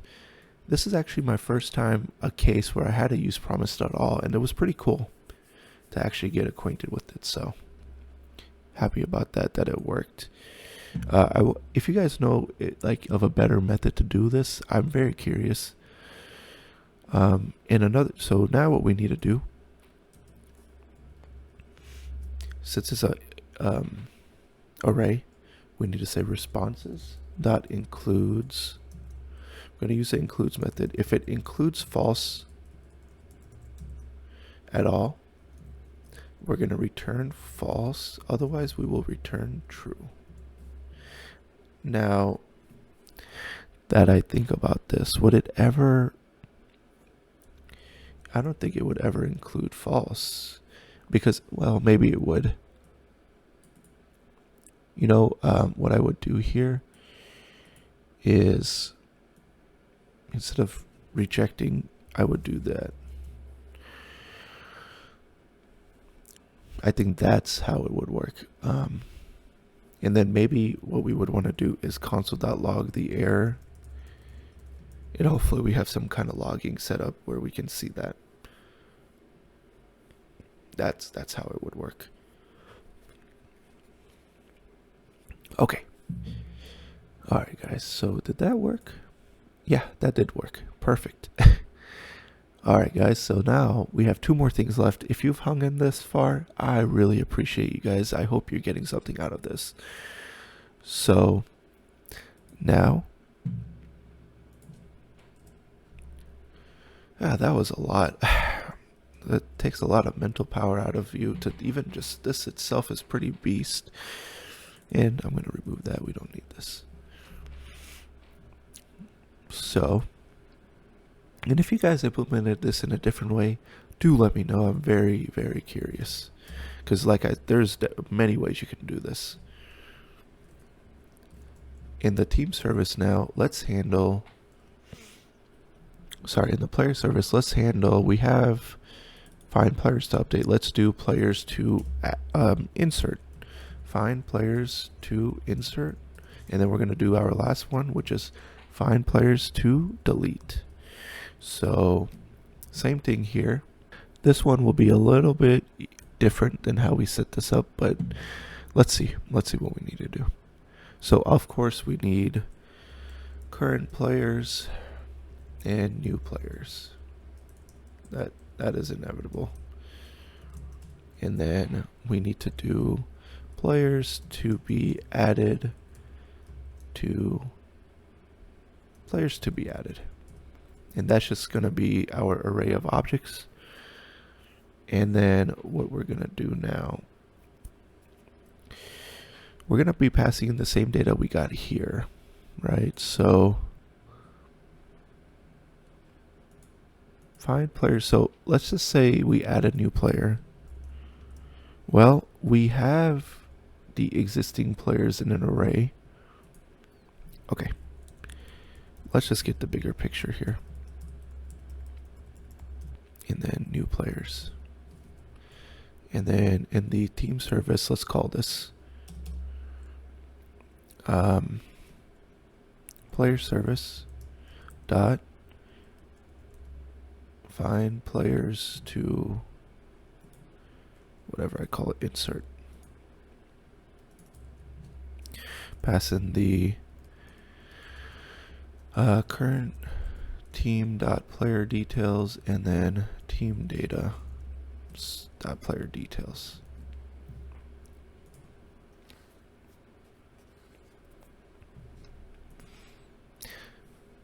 This is a pretty heavy function, to be honest. I mean, this is doing a lot. I'd be curious to see if we could kind of combine these functions, or sorry, these ones. Yeah, it's doing quite a bit, to be honest. This is pretty intensive function because of the amount of things that you need to keep track of. Okay, so find players to insert. And then we're going to console.log. So I have this one. Okay, so if you see here, this is the current players. And then this is the new one. So this is a new one. Got that? It doesn't have a player ID. So, I wonder if we can just check if it doesn't have a player ID, then we know we need to insert it. But you know what? Why not? That's so much easier than doing a comparison. But my curiosity is, why is it not including a player ID as its default? Let's look in the reducer. Whenever I add a new player, that's why. Let's do that. Let's do player ID set to 0. And maybe here as well. Let's see if that hopefully doesn't break anything. Now I'm going to come back to the Lakers. It's easier to work with smaller chunks of data.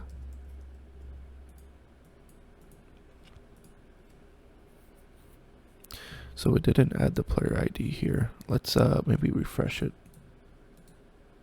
And then we'll check in the Redux store.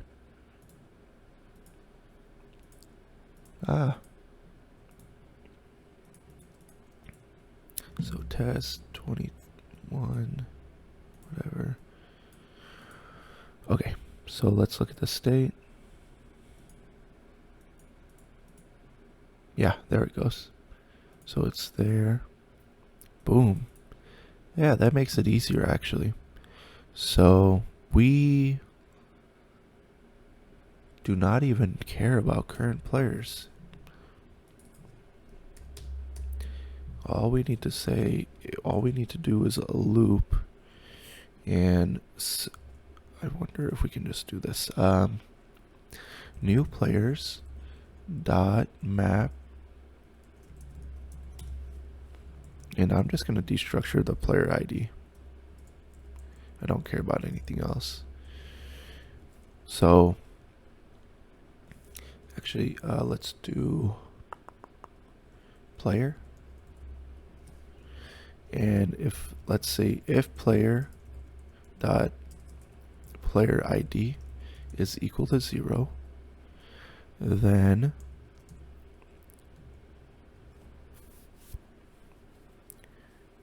return the details, return player. Otherwise, don't. We don't even need that. Whoops.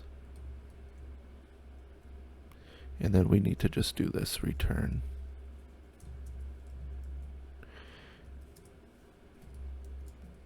Okay. So it is an array of object, and we are just destructuring it. Oh, duh. Okay. So this is gonna, it can't work like this. It needs to be like this. Sorry about that, guys. There we go. That'll work. It should be undefined. I see. So then in that case, do we just do return? It's just returning undefined too, actually. I think in this case it would return, yeah, undefined. Okay, so map will return. Maybe map is not the best use then. We wanted to return an empty array. So you know what? Let's just do this. Players to be inserted. And then we'll do this for each. And then we would just do this.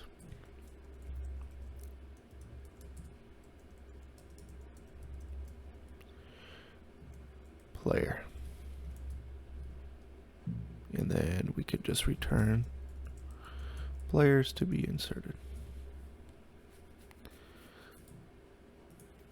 Empty array. And then if I add another one,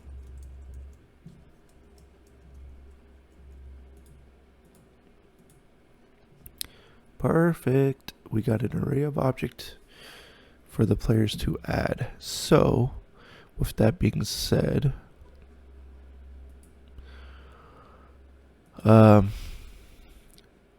in the player object, I do not want to include, there's no point in including the player ID, you know? So let's destructure it actually.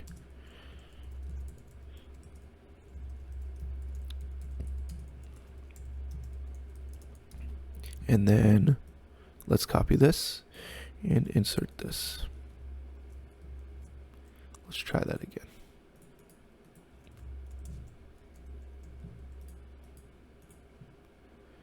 Oh, player is not defined. Whoops.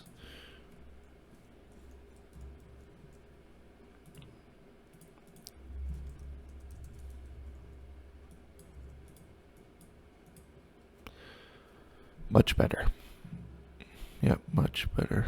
So in our repo, now all we need to do is kind of the same thing where we have the map. Do we already have a place where we can insert players actually? We do. Maybe we can reuse this. We should be able to. And if it's, yeah, let's try that. If players to be inserted dot length, you see how I'm checking for the length? The possibilities of the queries could be either one or all, you know, or like, yeah, or in between that, obviously. So update response equal to team repo, or sorry, where is that in player repo, right?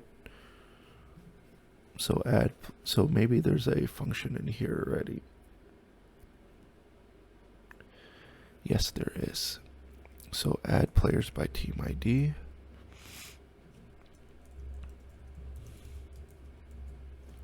And it takes in the team data.team ID. And then we'll also pass in the players to be inserted. Let's see. I hope that works. That would be fantastic.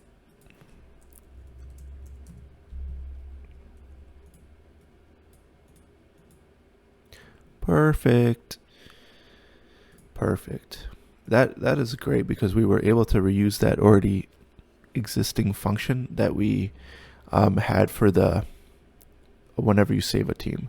So that's why I decoupled this as much as possible. So like imagine if we had this inside the team repo and saved it within the in that function save team or whatever we call it, create team. That would have been, you know, it wouldn't have been reusable, and then you'd kind of be duplicating your functions, or you would have to refactor, which would be a pain. So, you know, those type of things, when you think about them first, it's really helpful, and then you're able to reuse it. I'm pretty happy about that. So that was super easy. Now we just need to do one more, guys, and we just do a quick test and we should be done. Okay. So now we need to do find players to delete. This one would not be as easy, unfortunately, as the insert one. So we'll need the current players and the new players.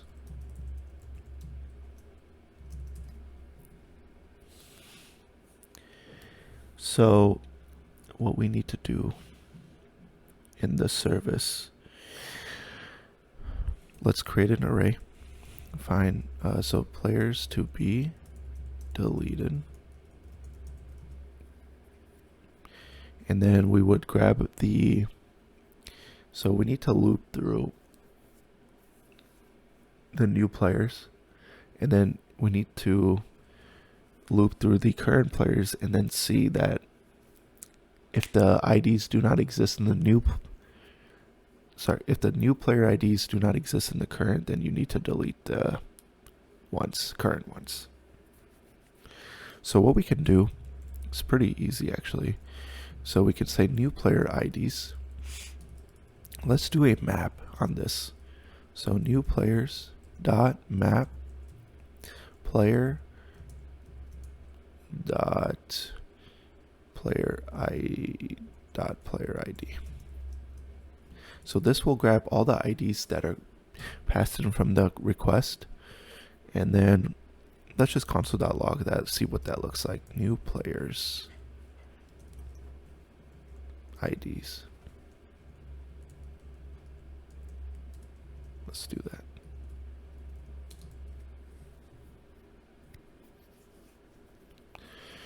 And now what I would do here is this. Okay, so I'm not calling this function. I need to call this players to be deleted, player service, find players to delete.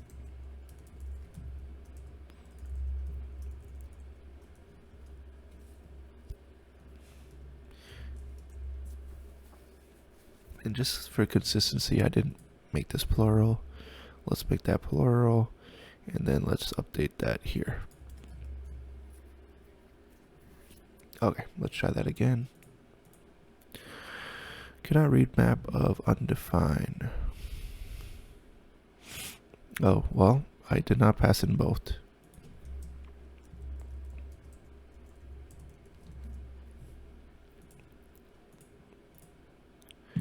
Okay, so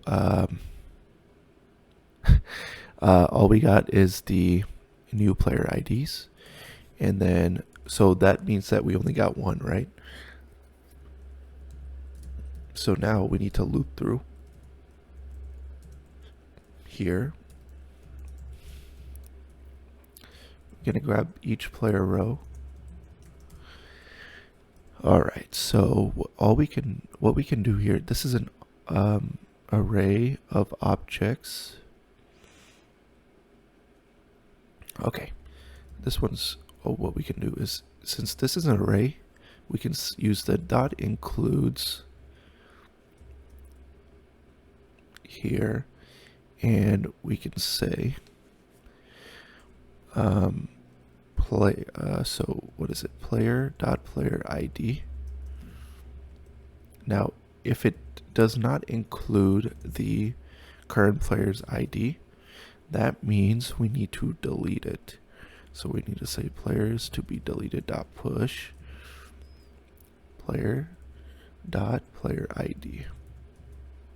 That's it. And then we need to just return players to be deleted. Remove this. And then go to the team service. Let's console.log this.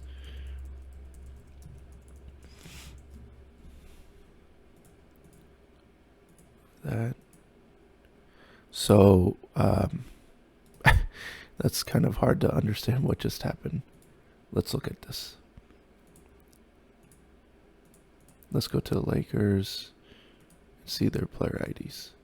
So I removed the second one. So that's correct. It's working. Let's go in here. Empty array. Perfect. So now let's work on the query. Cool, guys. This is coming together. I'm not a fan of how bloated this function is. In my opinion, it's too much. It's doing too much. But it's okay. In some cases, you know, when these things are like tightly coupled, even from the UI side, you kind of have to do it like this. But you could obviously split this up into 4 different functions and then call the 4 functions from the controller. I just don't want to do that. I like the controller being as small as possible in the functions. If players to be inserted .length, update response players service dot delete players by team ID. Team data dot team ID. And then players to be deleted. Okay. So now let's create this method. So what do I have here? Add. I'm going to put the delete right underneath. Delete players by team ID.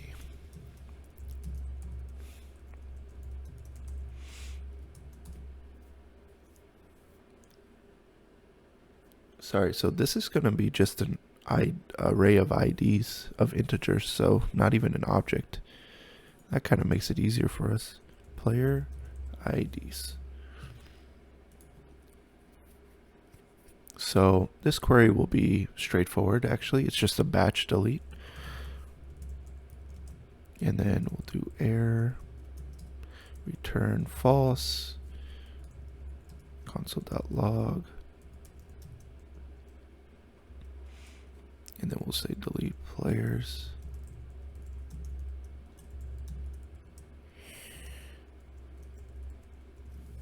Okay. I know that these try catches are too much, too repetitive, I would say, but they're really good for catching these errors, so it's kind of like a must-have. Okay, so connection.query, query small enough to do in here, delete from players where team ID is equal to team ID up there. And then we're going to use ID in the in operator. So if you guys aren't familiar with the in operator, it will let us pass in however many IDs you want, 1 or more. I think you can even pass in 0 and it still would, but of course it wouldn't do anything. And this will do a batch delete. Okay. So we're going to pass in the team ID and then the player IDs. We're going to do error. If there's an error, you guys know the routine by now.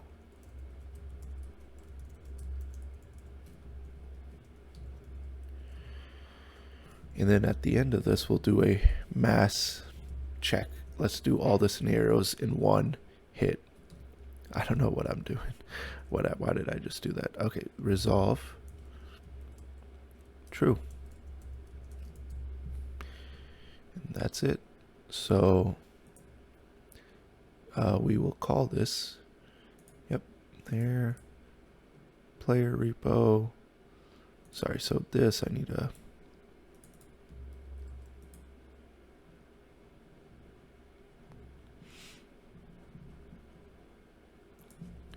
async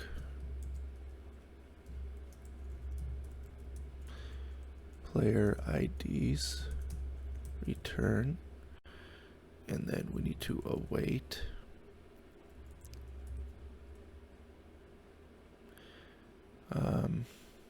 await player repo dot should be the same.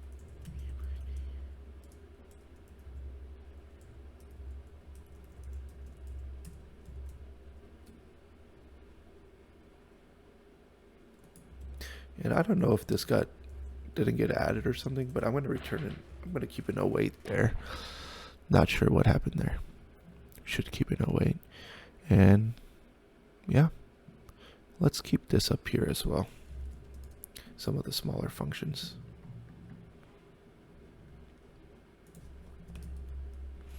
Okay. Cool, let's give that a try. And wait a minute before I do that. So update response. Okay. So let's give that a try. Yay, it is working. Yeah, now this logic, I'm going to keep this as a kind of a challenge for you guys. If the user clicks delete here and tries to save it, see how you guys can throw a error message or some kind of message that says one player must be added to the team. Okay, so I'll keep that as a challenge for you. And let's do one thing. Let's come here. Now let's do some crazy stuff. Let's do test. Let's change this number to 19. Let's add a player.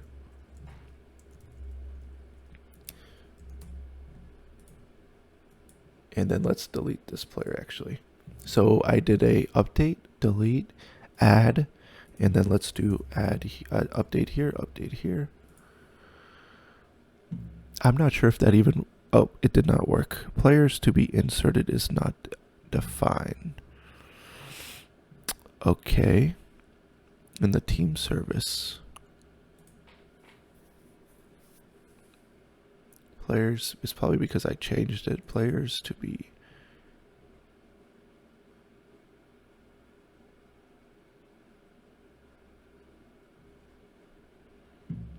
Find players to insert.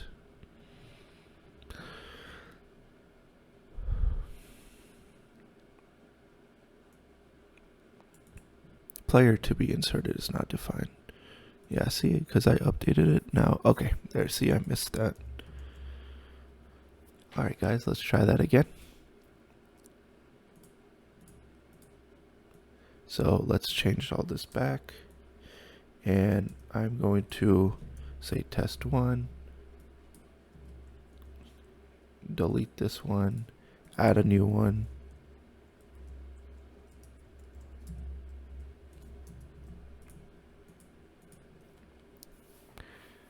Awesome. Awesome. Whoops. Responses dot includes is not a function. Huh.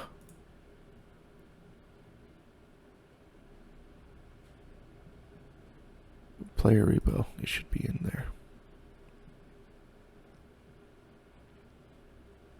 Oh my goodness.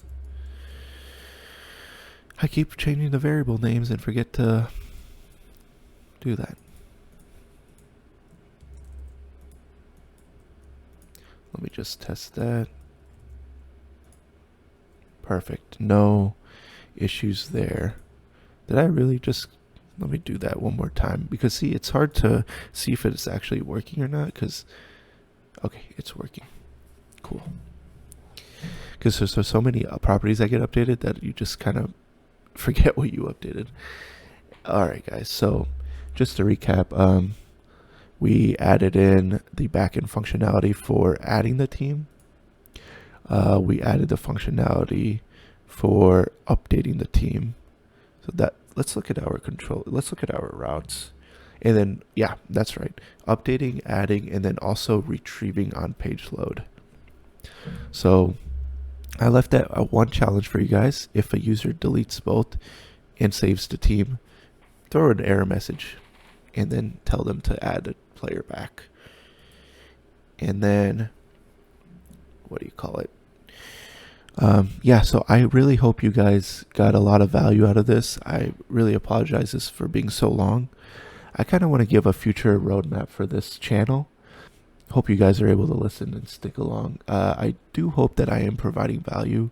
I know my channel growth is pretty slow, but for the people that do comment and like the videos, I really appreciate you guys. And I really want to get to know the subscribers that I have. I don't know how, but I see a lot of the bigger channels and the subscribers are really connected with the YouTuber. And I kind of want to do that too. I want to connect with you guys. So whether it's on social media or on YouTube, just by comments, let's just connect and get to know each other. And going forward, I'm going to do much shorter videos. I'm not going to do big projects like this because it's really hard to put out videos consistently for me, because I do have a full-time job, and it's just very hard. Doing this takes a lot of time to prepare. I first have to build the tutorial, and then I have to remember what I did and then break up these videos as small as possible so that I can record them easier. So this is going to be easily like a 3 or 4 hour video, and now I'm going to have to edit this. So yeah, guys, I just really appreciate you all. And if you do make it this far, thank you guys very much for watching this. See you guys next time. Bye-bye.